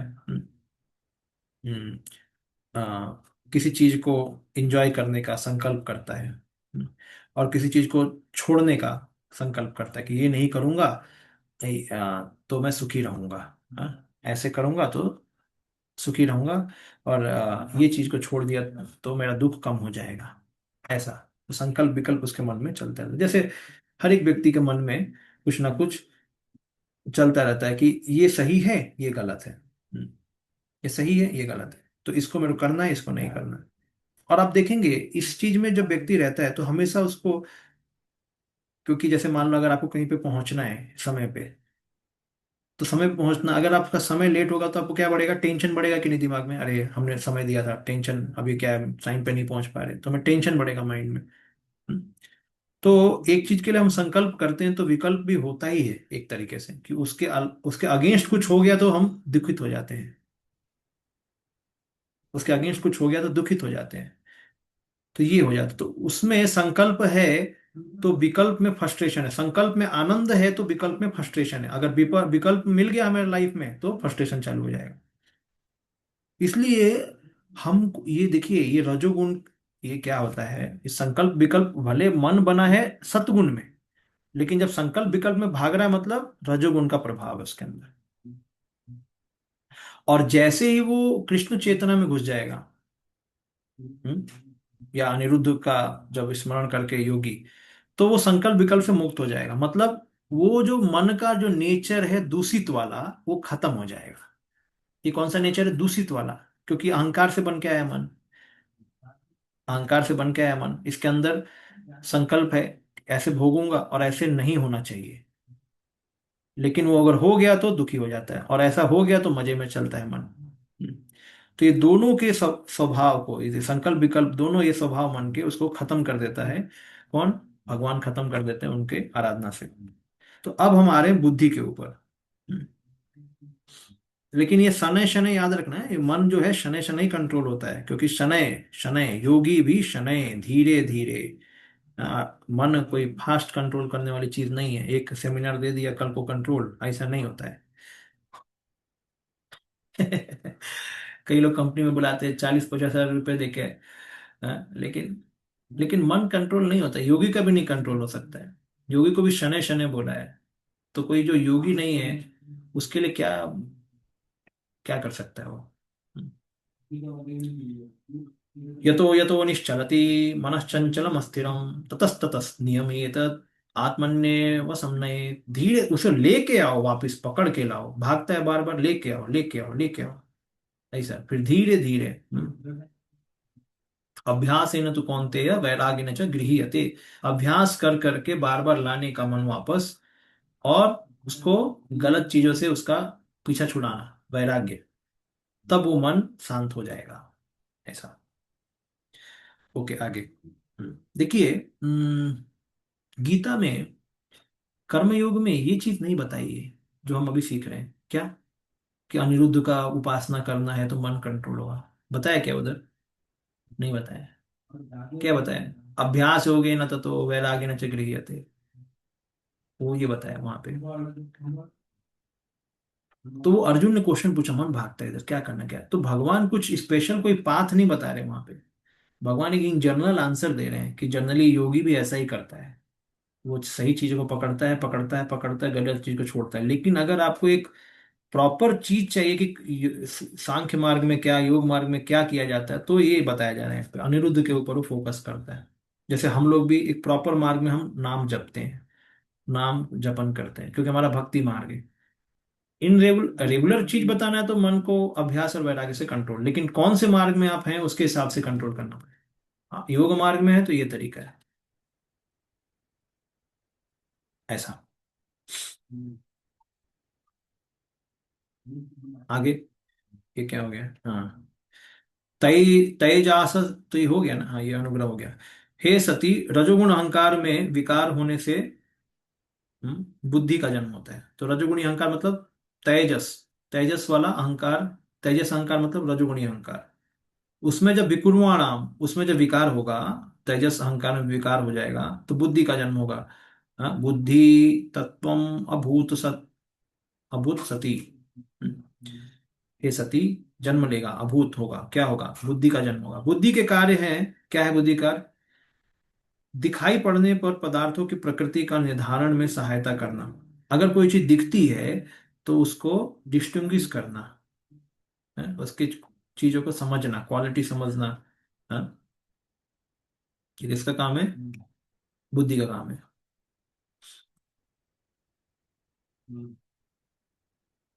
हम्म। From the transformation of ahankar in rajas buddhi, consciousness directed to the manifestation of object appeared. It assists the senses. The function of intelligence is to help in ascertaining the nature of the object when they come into view and to help the senses. तो दो चीज, पदार्थों की प्रकृति को निर्धारित करना, ये बुद्धि का काम है, किस तरह की प्रकृति है पदार्थ की, और दूसरा इंद्रियों को मदद करना, इंद्रियों की सहायता करना। बुद्धि वह विवेक शक्ति है जिससे किसी पदार्थ को जाना जा सकता है और इंद्रियों को चयन करने में सहायता मिले, इसलिए बुद्धि को इंद्रियों का स्वामी माना जाता है। बुद्धि को पूर्णता तब मिलती है, बुद्धि को पूर्णता तब मिलती है जब वो कृष्ण भक्त के कार्यकलापों में स्थिर हो जाती है। बुद्धि के समुचित प्रयोग से मनुष्य की चेतना का विस्तार होता है और चेतना का चरम विस्तार कृष्ण भक्ति है। तो प्रभुपाद दो तीन चीज बता रहे हैं। तो अभी नाक में, हमारे नाक में बुद्धि है कि नहीं? नाक में बुद्धि है। क्या चीज सही है, क्या गलत है? नाक के अंदर बुद्धि डाल के दिया है, सटल बुद्धि है वो बुद्धि सटल है। क्या चीज सूंघना है, क्या चीज नहीं सूंघना है। अभी पेट्रोल, कई लोग पेट्रोल का गैस सूंघना चालू करते हैं, कई लोग, बच्चों को पेट्रोल अच्छा लगता है मतलब बुद्धि भ्रष्ट है उसकी। हम्म, बुद्धि भ्रष्ट है। तो उसकी, इसीलिए ज्ञान इंद्रिय क्यों बोला गया है, कर्म इंद्रिय क्यों बोला गया है? ज्ञान इंद्रिय मतलब ये बुद्धि जिसका, देखिए, कर्म इंद्रियों को शक्ति मिलता है प्राण से, ज्ञान इंद्रियों को शक्ति मिलता है बुद्धि से। तो जिसकी बुद्धि तीक्ष्ण होगी उसकी आंखें सही डायरेक्शन में ही जाएंगी, गलत में नहीं जाएंगी, क्योंकि आंखों को पता है क्या करना है। अभी बुद्धि आईआईटी वाली बुद्धि नहीं कही जा रही है? ये रटने वाली बुद्धि नहीं है। ये कौन सी बुद्धि है? सटल है। मतलब जितना प्योर प्योर बुद्धि होगा, प्योरिटी, जितना प्योरिटी होगा उसका इंटेलिजेंस वैसे पकड़ेगा, चीजों को, सही चीजों को पकड़ेगा। तो नाक में बुद्धि है, कान में बुद्धि है, ये सब ज्ञान इंद्रियां हैं, ज्ञान से परखती हैं चीजों को, ठीक है। इसलिए बुद्धि मदद करता है इंद्रियों को, और साथ ही साथ चीजों को पकड़ने में, प्रकृति के पदार्थों में के लक्षणों को समझने में, कि भाई ये वस्तु ऐसा है, ये वस्तु वैसा है, ये वस्तु वैसा है, ये बहुत जरूरी है पकड़ने के लिए। जैसे कोई बोलेगा कि दूध इस समय पीना चाहिए और इस समय नहीं पीना चाहिए, तो बुद्धि का ही काम है कि उस पदार्थ के नेचर को समझ गया कि इस समय दूध पिया तो गड़बड़ हो जाएगा, इस समय दूध पिया तो बराबर होगा। तो उस पदार्थ के नेचर को समझने वाले का काम, बुद्धि का ही काम है। हम्म, तो बुद्धि इंपॉर्टेंट है, इंद्रियों की सहायता भी करता है, साथ साथ पदार्थों की प्रकृति को निर्धारित करता है। प्रभुपाद जी बोल रहे हैं कि बुद्धि को पूर्णता तभी मिलती है जब वो कृष्ण कृष्ण भक्ति के कार्यकलाप में स्थिर होता है। ये बात सही है, जब कोई कृष्ण भक्ति में जुड़ता है तो उसकी बुद्धि तीक्ष्ण हो जाती है। यही कृष्ण भजे सही बड़ा चतुर, तीक्ष्ण इसीलिए हो जाती है क्योंकि यहां पे बोला गया है कि बुद्धि के समुचित प्रयोग से मनुष्य की चेतना का विस्तार हो जाता है। क्योंकि कृष्ण भावनामृत में हमें सिखाया था कैसे भगवान के में सेवा करनी, कैसे भगवान की पुस्तक पढ़ना, तो इससे हमारी चेतना का जब विस्तार होने लगता है, चेतना का विस्तार, चेतना और प्योर होने लगती है, तो बुद्धि भी और प्योर होती है। बुद्धि जितना भगवान की सेवा में लगेगी और प्योर होती रहेगी, प्योर होती रहेगी। तो इस तरह वो विशाल होती रहेगी, बुद्धि अलग अलग चीजों को परखने लगेगी, समझने लगेगी। तो ये फायदा है भक्ति में आने का। जैसे कई पेरेंट्स का हमने सुना है एक्सपीरियंस, उन्होंने बोला अरे हमारा जो बच्चा है पहले जो भक्त नहीं था कितना बुद्धू था, भक्त बनने को एकदम इंटेलिजेंट हो गया। कैसे इंटेलिजेंट हो गया? इसी ऐसे इंटेलिजेंट हो गया, बुद्धि भगवान की सेवा में लगते ही विशाल हो गई।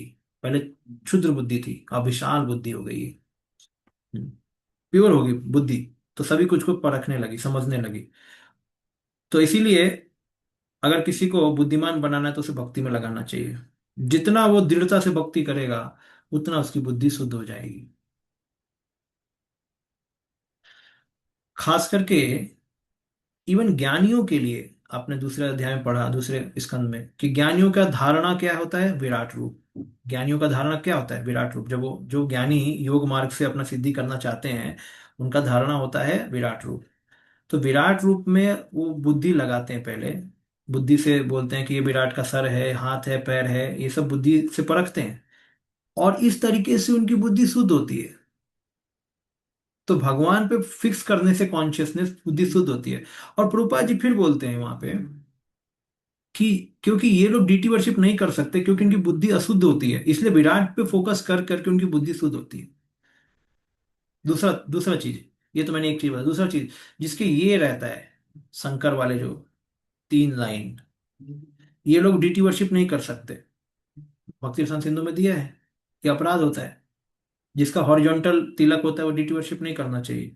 क्यों? क्योंकि वो अपराध होता है, वो भगवान के को नहीं समझ सकते, वो तो भगवान को निराकार मानते हैं। तो इनकी बुद्धि को शुद्ध करने के लिए विराट का ये धारणा दिया जाता है कि विराट का धारणा करो कि भैया भगवान का मटेरियल फॉर्म है। इतना मत समझो कि भगवान ब्रह्मन है, बाकी सब ब्रह्म सत्य जगत मिथ्या, भगवान जो आते हैं सब वो माया का फॉर्म है। उस सबको तोड़ने के लिए, उस धारणाओं को तोड़ने के लिए भगवान का मटेरियल फॉर्म तक बना दिया जाता है काल्पनिक, कि भैया भगवान का मटेरियल फॉर्म है काल्पनिक, और आप उस पर मेडिटेट करो ताकि तुम्हारी बुद्धि शुद्ध हो जाए पहले। रूपा जी बताते हैं कि बुद्धि को शुद्ध करने के लिए ये धारणा दी जाती है।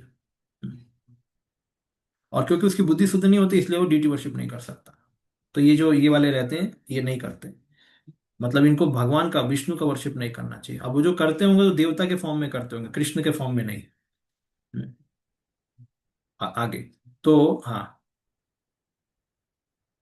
संशयोऽथ विपर्यासो निश्चय स्मृतिरेव च स्वाप इत्युच्यते बुद्धेर्लक्षणं वृत्तितः पृथक्। पढ़िए। संदेह, विपरीत ज्ञान, सही ज्ञान, समृद्धि तथा निद्रा, ये अपने भिन्न भिन्न कार्यों से निश्चित किए जाते हैं और ये ही बुद्धि के स्पष्ट लक्षण है। हाँ, अब यहाँ पे क्या 5 लक्षण बता दिए गए हैं, 5 या 6 कितने हैं? संशय, संदेह करना बुद्धि का लक्षण है। विपरीत ज्ञान, विपर्यसो, विपरीत ज्ञान मतलब उसके अगेंस्ट जाके सोचना। जैसे कोई बोलेगा अरे इधर मत जाना, भूत है। भूत है? भूत कैसा दिखता है, मैं जाके देखूंगा। विपरीत ज्ञान से भी वो परखता है चीजों को। फिर निश्चय, निश्चय भी किसके अंदर है? दृढ़ निश्चय, ये बुद्धि का है। मतलब कॉन्फिडेंस। निश्चय, उत्साह निश्चयात धैर्यात, उत्साह निश्चयात। तो निश्चय करना बुद्धि का फंक्शन है। स्मृति, स्मरण शक्ति बुद्धि का है। इसलिए क्या है? तस्या प्रज्ञा प्रतिष्ठिता। हाँ? हमने सुना है दूसरे अध्याय गीता के, तस्य प्रज्ञा प्रतिष्ठिता, उसकी बुद्धि प्रतिष्ठित है, जिसकी इंद्रियां कंट्रोल है, भगवान की सेवा में लगा है। मतलब उसकी स्मरण शक्ति गई नहीं है, भूला नहीं है। और किसकी स्मरण शक्ति चली जाएगी? ध्यायतो विषयान पुंसा संगस्ते सुपजायते संगा संजायते कामा, कामा क्रोधो विजायते क्रोधात भवति समूहा, समूहात स्मृति विभ्रमहा, स्मृति भ्रमशात बुद्धि नाशो। देखो लास्ट में क्या आ गया? बुद्धि नाशो, बुद्धि नाशो। अंत में बुद्धि नाश हो जाती है जिसकी, वो संसार में गिर जाता है। तो इसीलिए मनुष्य को बोलते हैं रैशनल एनिमल।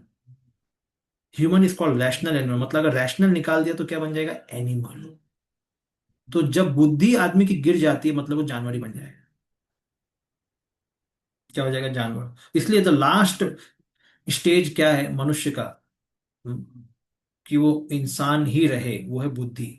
उस बुद्धि से वो जाग जाता है, कोई कितना ही पतित क्यों ना हो। अगर उसकी बुद्धि जागेगी कि मैंने बहुत बड़ा गंदा काम किया है, मेरे को सुधरना है, निश्चय करेगा वो। फिर वो जैसे अजामिल ने निश्चय किया, मैंने बहुत गंदा काम किया, पूरा जीवन में ब्राह्मण था, मैंने वैश्य के चक्कर में आके पूरा लाइफ खराब कर दिया।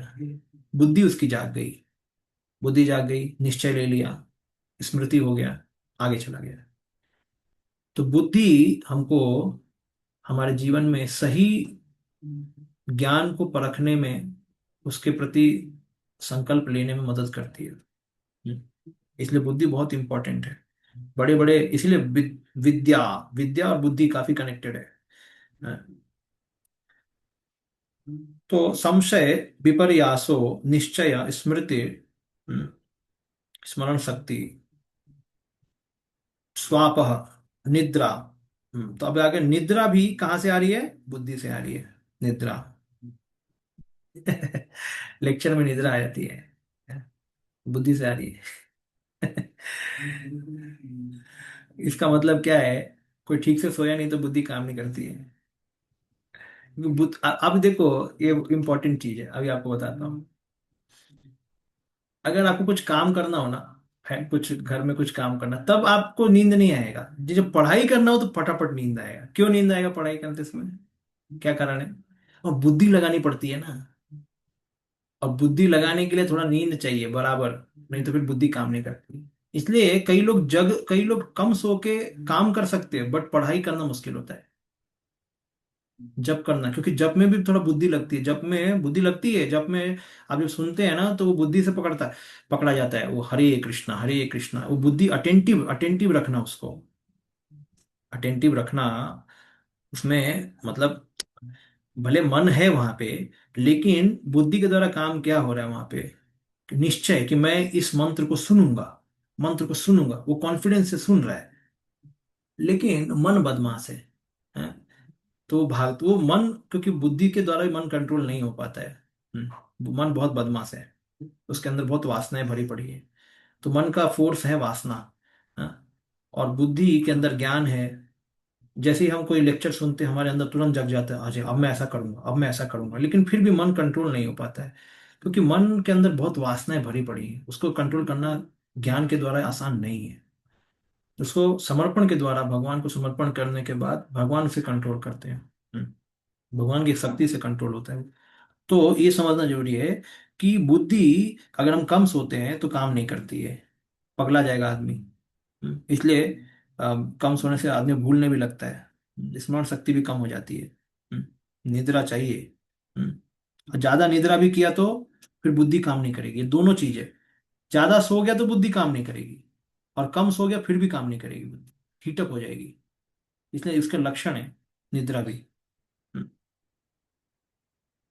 ये सभी भिन्न भिन्न कार्यों से निश्चित किए जाते हैं, और ये सब बुद्धि के स्पष्ट लक्षण है। बुद्धि के प्रमुख कार्यों में से संदेह एक है। प्रभुपाद जी बोलते हैं यहाँ पे, doubting is a function of intelligence. Doubt करना क्या है? ये बुद्धि का एक लक्षण है। लेकिन फिर बोलते Prabhupada, but even after hearing from a bonafide spiritual master somebody doubting, he is called a rascal। उसको रास्कल बोला है। तो मतलब अगर सही जगह से सुनने के बाद भी डाउट कर रहा है तो उसको रास्कल बोला। जैसे कोई बोलता है, ये जो आप गीता बोल रहे हो, ये क्या वेद व्यास ने लिखी है? क्या कृष्ण ने बोली है क्या? क्या हो सकता है इतने साल में गीता बदल गई हो? ऐसे लोग पूछते हैं। तो फिर उनको बोला जाता है कि अरे शंकराचार्य ने यही गीता पढ़ी, और रामानुजाचार्य ने यही गीता पढ़ी, चैतन्य महाप्रभु ने यही गीता पढ़ी। उनको दिमाग में नहीं आया कि तुम्हारे दिमाग में आया। तो सेम गीता इतने आचार्य उतने दिनों उतने सालों के बाद पढ़ रहे हैं, तो उन्होंने कोई ऑब्जेक्शन नहीं क्रिएट किया। ये कोई नए आचार्य आ गए, बोलना चालू किए। तो ये गड़बड़ है। तो तो ऐसा नहीं होना चाहिए। तो बुद्धि का जो शरण है वो भी होना चाहिए कि हम आचार्यों से बुद्धि लेंगे, आचार्यों की बुद्धि से हम अपनी बुद्धि लेंगे। ये नहीं कि हम बुद्धि को इंडिपेंडेंट बना ले, अपना स्पेकुलेट करते रहे, फिर माइंड हमारा मालिक हो जाएगा। माइंड जहाँ स्पेकुलेट करेगा उधर बुद्धि भागेगी, ऐसा नहीं।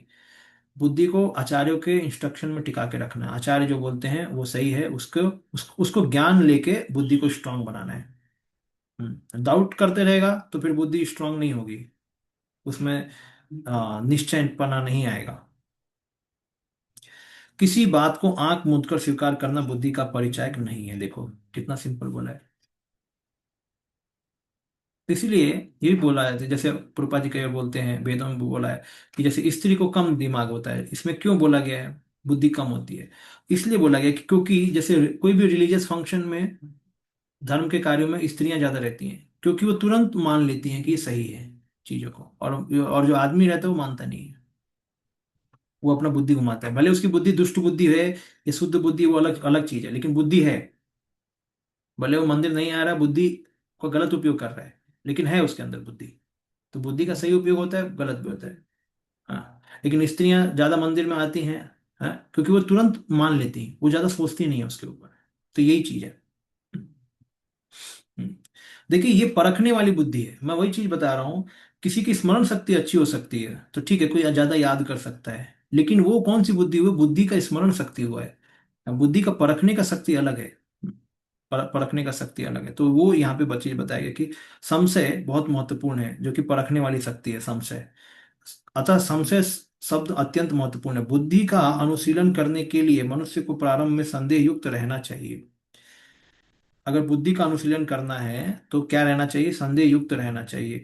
किंतु जब उचित साधन से सूचना प्राप्त हो ही रही है तो उस संदेह करना अनुकूल नहीं है। ये प्रभुपाद जी दोनों चीज बोलते हैं। अगर स्रोत सही है ज्ञान का तो फिर संदेह नहीं करना चाहिए। भगवद गीता में भगवान कहते हैं कि अधिकारी के शब्दों में संदेह करना विनाश का कारण है ना। तो हमें नहीं करना चाहिए संदेह। भगवान बोलते हैं संशय आत्मा विनश्यति। संशय आत्मा विनश्यति क्यों बोलते हैं? बोल रहे भगवान कह रहे मैं तुमको बोल रहा हूँ फिर भी नहीं मान रहे हो, तो भगवान की बात नहीं मानेंगे तो संशय आत्मा विनश्यति। जैसा कि पतंजलि योग सूत्र में बताया गया है, प्रमाण, विपर्यय, विकल्प, निद्रा, स्मृतय, बुद्धि के ये कितने? 5। बुद्धि से मनुष्य वस्तुओं को उसी रूप में समझ सकता है जैसे वे हैं। बुद्धि से ही मनुष्य जान सकता है कि वो शरीर नहीं आत्मा है। देखिए किससे समझ में आ रहा है? बुद्धि से। यह ज्ञात करना कि किसी की पहचान भौतिक है या आध्यात्मिक संदेहास्पद रहता है। जब वह अपनी वास्तविक स्थिति को का विश्लेषण कर पाने में सक्षम होता है तो झूठे देहात्म बुद्धि बोध का पता चल जाता है। यह विप्रयास है को पता झूठी पहचान का पता चल जाने पर वास्तविक पहचान जानी जा सकती है। यही है विप्रयास, मतलब आप नेगेटिव तरीके से उसको समझो। ठीक है, झूठी पहचान का पता चल जाए, जैसे ये झूठी पहचान है हम शरीर हैं। जब ये पता लग गया तो हमें फिर लगता है कि शरीर नहीं हूं, मतलब मैं तो मैं फिर कौन हूं? इतना तो सुना है कि मैं आत्मा हूं, आत्मा हूं तो मैं फिर आत्मा हूं। तो विप्रयास से समझ रहा है, उल्टी तरीके से समझ रहा है। जैसे उधर नहीं जाना, उधर भूत है, भूत है, मैंने तो भूत देखा नहीं है। जब वो उधर जाएगा है कुछ देखेगा तो बोलेगा हाँ भूत है, सही बोला था भूत है। उल्टा उल्टा करके पता लगता है उसको, विप्रयास।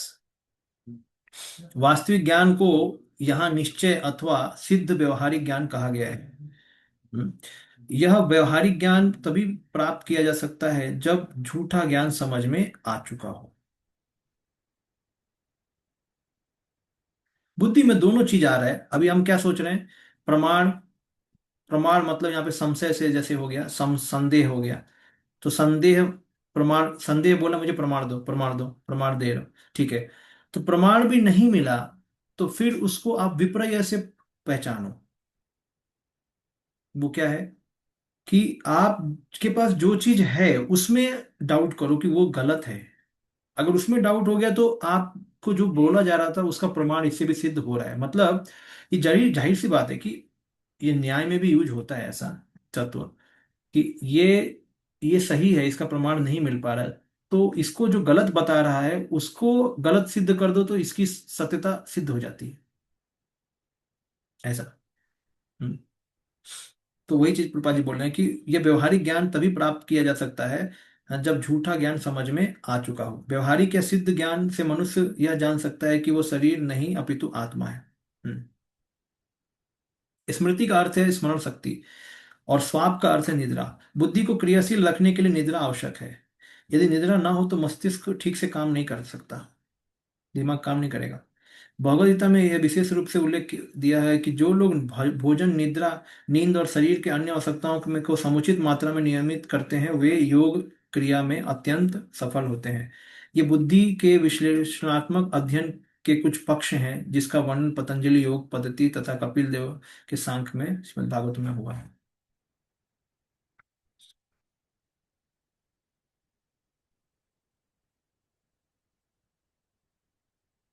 हम्म।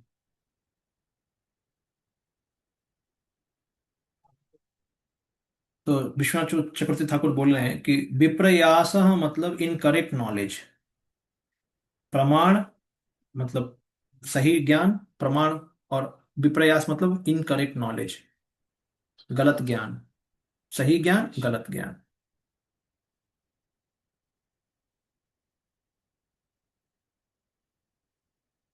उसके उल्टा करके नेगेटिव में करके वो सोचता है। ठीक है।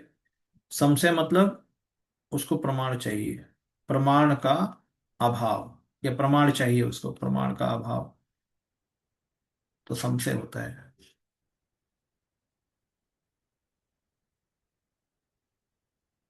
अभाव।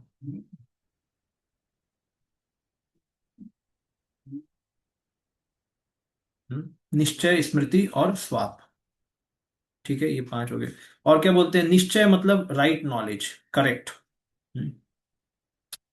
और स्वाप मतलब स्वप्न। हम्म, पतंजलि से प्रमाण विपर्य विकल्प निद्रा स्मृतय।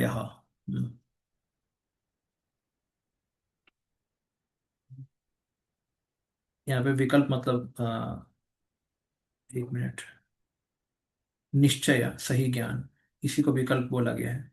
ठीक है। और क्या है, निद्रा और स्मृति, हाँ वो तो सही है। तो प्रमाण से आप कनेक्ट कर सकते हैं संदेह को, विपर्य को वो तो विपर्य ही है। विकल्प मतलब संकल्प, और निद्रा और स्मृति। ठीक है।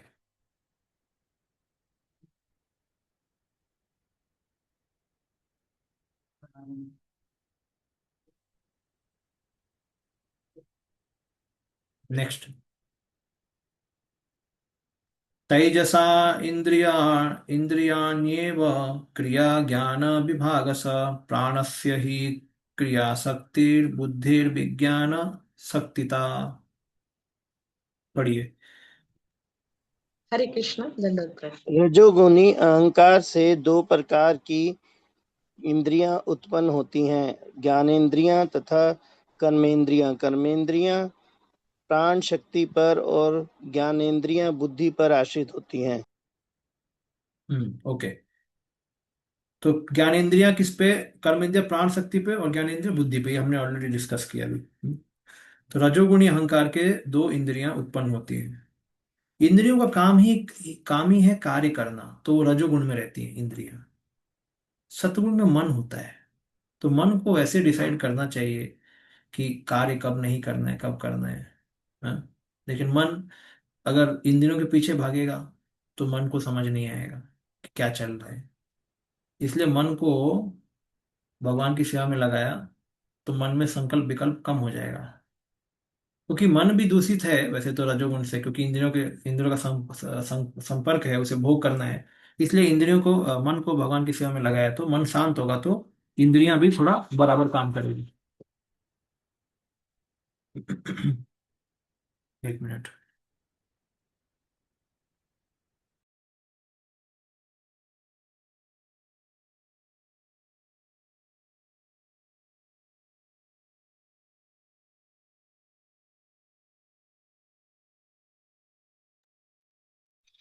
हम्म पिछले श्लोक में बताया जा चुका है कि मन सतोगुणी अहंकार से की उपज है, और इसका कार्य संकल्प विकल्प है। किंतु यहाँ बुद्धि को रजोगुणी अहंकार बताया गया है। मन तथा बुद्धि में यही अंतर है कि मन सतोगुणी अहंकार से उत्पन्न है, बुद्धि रजोगुणी अहंकार से। किंतु वस्तु को स्वीकार करने, संकल्प तथा किसी वस्तु का परित्याग करने की इच्छा मन का महत्वपूर्ण गुण है। सतोगुणी में से उत्पन्न होने के कारण यदि मन अनिरुद्ध पर स्थिर रहता है, जो मन के स्वामी है, तो उसे कृष्ण भक्ति की ओर मोड़ा जा सकता है। नरोत्तम दास ठाकुर कहते हैं कि हम इच्छाओं से सदैव पूर्ण रहते हैं, इच्छाओं को रोका नहीं जा सकता। किंतु यदि हम अपनी इच्छाओं को भगवान को प्रसन्न करने की ओर लगा दें तो समझिए कि जीवन सफल हो जाए। ज्यों ही इच्छा को प्रकृति पर प्रभुत्व जताने की ओर लगाया जाता है, वह पदार्थ का द्वारा दूषित होता है। तो ये बताया गया कि अगर इच्छा को भगवान को प्रसन्न करने के लिए लगाया जाए तो जीवन सफल होता है, मन के द्वारा ही। क्योंकि मन इच्छाओं का भंडार है, इच्छा वहां पे आती है, संकल्प विकल्प उससे ही निकल के आ रहे हैं, इच्छाओं से। तो इच्छाओं को भगवान के प्रसन्नता के लिए किया तो मन हमको सही डायरेक्शन में लेके जाएगा। ज्यों ही इच्छा को प्रकृति पर प्रभुत्व जमाने के लिए किया जाए तो पदार्थ द्वारा दूषित हो जाती है और इच्छा को शुद्ध करना पड़ता है। प्रारंभ में शुद्धिकरण का कार्य गुरु की आज्ञा के से करना होता है, क्योंकि गुरु को ही पता रहता है कि शिष्यों की इच्छाओं को किस तरह कृष्ण भावना में लगाना है। जहां तक बुद्धि की बात है, वो रजोगुणी से उत्पन्न होता है। अभ्यास से यह सतगुणी को प्राप्त होता है। किससे? अभ्यास से सतगुणी होती बुद्धि। और भगवान की शरण में जाने या उन पर मन स्थिर करने से मनुष्य महात्मा बनता है भगवत गीता में स्पष्ट कहा गया स महात्मा सुदुर्लभ, अत्यंत दुर्लभ है वो महात्मा। इस श्लोक में स्पष्ट किया है कि दोनों प्रकार की इंद्रिया, कर्म इंद्रिया और ज्ञान इंद्रिया रजोगुण में से उत्पन्न है। चूंकि ये दोनों प्रकार की इंद्रियों को शक्ति प्राण शक्ति की चूंकि इन दोनों प्रकार की इंद्रियों को शक्ति प्राण शक्ति की आवश्यकता होती है, अतः यह शक्ति भी रजोगुण से उत्पन्न है। प्राण शक्ति भी रजोगुण से है, हमने पढ़ा है, हाँ? अतः हम सचमुच देख सकते हैं कि जो अत्यंत रजोगुणी हैं वे भौतिक उपलब्धियों में भी तेजी से उन्नति करते हैं। देखो,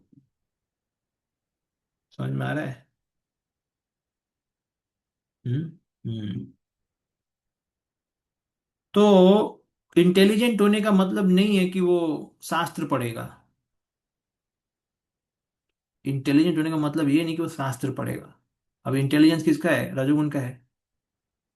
इंटेलिजेंस और मन, माइंड भी इंपॉर्टेंट है। अगर उसका मन सही चीज में लगा है, भगवान की भक्ति में लगा है, तो वो शास्त्र पढ़ेगा। नहीं तो वो क्या करेगा? आईआईटी आईआईटी में जाएगा।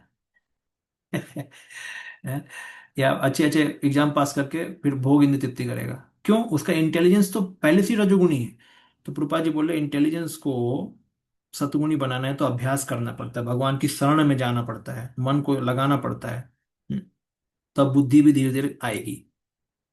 लेकिन अगर मन नहीं लगा है भगवान में, तो बुद्धि भौतिक उन्नति के पीछे भागेगी। साइंटिफिक डेवलपमेंट, नए नए एआई भी आएंगे, AI BI CI DI EI EI FI, ये सब आएंगे। तो कहने का मतलब है कि अलग अलग तरह के राजसिक उपलब्धियां उन्नतियां होती रहेंगी। राजसिक इस संसार में वही है। तो बुद्धि नहीं है कि बुद्धि नहीं है लोगों में, बट राजसी बुद्धि है। कौन सी बुद्धि है? राजसिक बुद्धि है। जैसा बना है वैसा और बिगड़ गया है। बना होगा तो थोड़ा प्योर राजसिक होगा, अभी तो और बिगड़ गया है। उसको सात्विक बुद्धि बनाना है। हम्म। तो यहाँ बोला जा रहा है कि वैदिक शास्त्रों में यह संस्तुति की गई कि यदि कोई किसी व्यक्ति को भौतिक संपत्ति प्राप्त करने के लिए प्रोत्साहित किया जाए तो उससे कामी जीवन के लिए भी प्रोत्साहित करना चाहिए। करेक्ट। कामी जीवन हम सहज रूप में पाते हैं कि जो कामी जीवन के प्रति आसक्त है वे भौतिक दृष्टि के प्रति अग्रसर हैं। हम्म, खुद ही लगाते हैं। क्योंकि विषयी जीवन अर्थात कामोन्मुख मुखी जीवन की ही सभ्यता की भौतिक उन्नति का प्रेरक है। जो लोग आध्यात्मिक उन्नति करने के इच्छुक है वे उनके लिए रजोगुण का अस्तित्व लगभग होता ही नहीं है, केवल सत्वगुण ही प्रधान रहता है। देखने में आता है कि जो लोग कृष्ण भक्ति करते हैं वे भौतिक दृष्टि से निर्धन होते हैं। किंतु जिनके आंखें हैं वे देख सकते हैं कि बड़ा कौन है। यद्यपि भक्त ऊपर से निर्धन प्रतीत होता है, किंतु कृष्ण भावनामृत में लगा व्यक्ति वास्तव में निर्धन होता ही नहीं है, अपितु जिसमें कृष्ण भक्ति के लिए रुचि नहीं होती और जो ऊपर से अपनी भौतिक संपत्ति के कारण सुखी जान पड़ता है, वही वास्तव में निर्धन है। में कोई रुचि नहीं है लेकिन धन लेके बैठे हैं, तो उसको निर्धन बोला है। जिन व्यक्तियों के पास भौतिक चेतना होती है वे अपने भौतिक आराम के लिए नई नई वस्तुएं खोज निकालने में अत्यंत बुद्धिमान होते हैं। हम्म, किंतु आत्मा तथा आध्यात्मिक जीवन तक उनकी पहुंच नहीं हो पाती। अतः यदि कोई भौतिक जीवन में आगे बढ़ना चाहता है तो उसे विशुद्ध इच्छा अर्थात भक्ति की विशुद्ध इच्छा के धरातल पर तक उतरना होगा। यदि कोई भौतिक जीवन में आगे भी बढ़ना चाहता है तो उसे विशुद्ध इच्छा अर्थात भक्ति की विशुद्ध इच्छा के धरातल पर उतरना होगा, जैसा कि नारद पंचामृत में कथित है। जब इंद्रियां कृष्ण की चेतना में शुद्ध होकर भगवान की सेवा में लगती हैं तो वो शुद्ध भक्ति कहलाता है। मतलब इसको अगर भौतिक उन्नति भी करना है, तो उसको पहले अपनी बुद्धि को शुद्ध करना चाहिए भगवान की भक्ति करके, ताकि वो सही डायरेक्शन में कार्य करे। है ये कहने का मतलब है। नहीं तो फिर वो व्यक्ति कामुक होगा और बहुत भोग इंद्र तृप्ति में कार्य करेगा। भले बहुत बुद्धिमान है, कोई इशू नहीं है, बुद्धिमान तो है ही। बुद्धिमान तो रहेगा ही वो, लेकिन उसकी बुद्धि कहाँ लगी है? इंद्र तृप्ति में लगी है, क्योंकि वो राजसिक बुद्धि है शुरू से ही। ओके, ठीक है, यहीं पे विराम देंगे। श्रील प्रभुपाद की जय। कोई प्रश्न तो नहीं है ना? हरे कृष्ण प्रभु जी, मुझे ये पूछने का है कि मैं हम्म जून महीने के 2 वीक नहीं थी और जुलाई महीने के फर्स्ट 2 वीक नहीं थी। तो मैंने आपको कॉल किया था, लेकिन आप ये बताया जा रहा था कि आउट ऑफ रेंज। हम्म। हाँ, शादी थी घर पे, तो इसलिए मैं नहीं थी। आप सुनिए लेक्चर जो रिकॉर्डिंग है उसको। वो सुनती हूँ रिकॉर्ड। ठीक है। हरे कृष्ण। ग्रंथ श्रीमद् भागवतम महापुराण की जय, शिल प्रभुपाद की जय, गौर भक्तवृंद की जय। कल जय फिर 2 बजे करेंगे हम। हरे कृष्ण। हरे कृष्ण।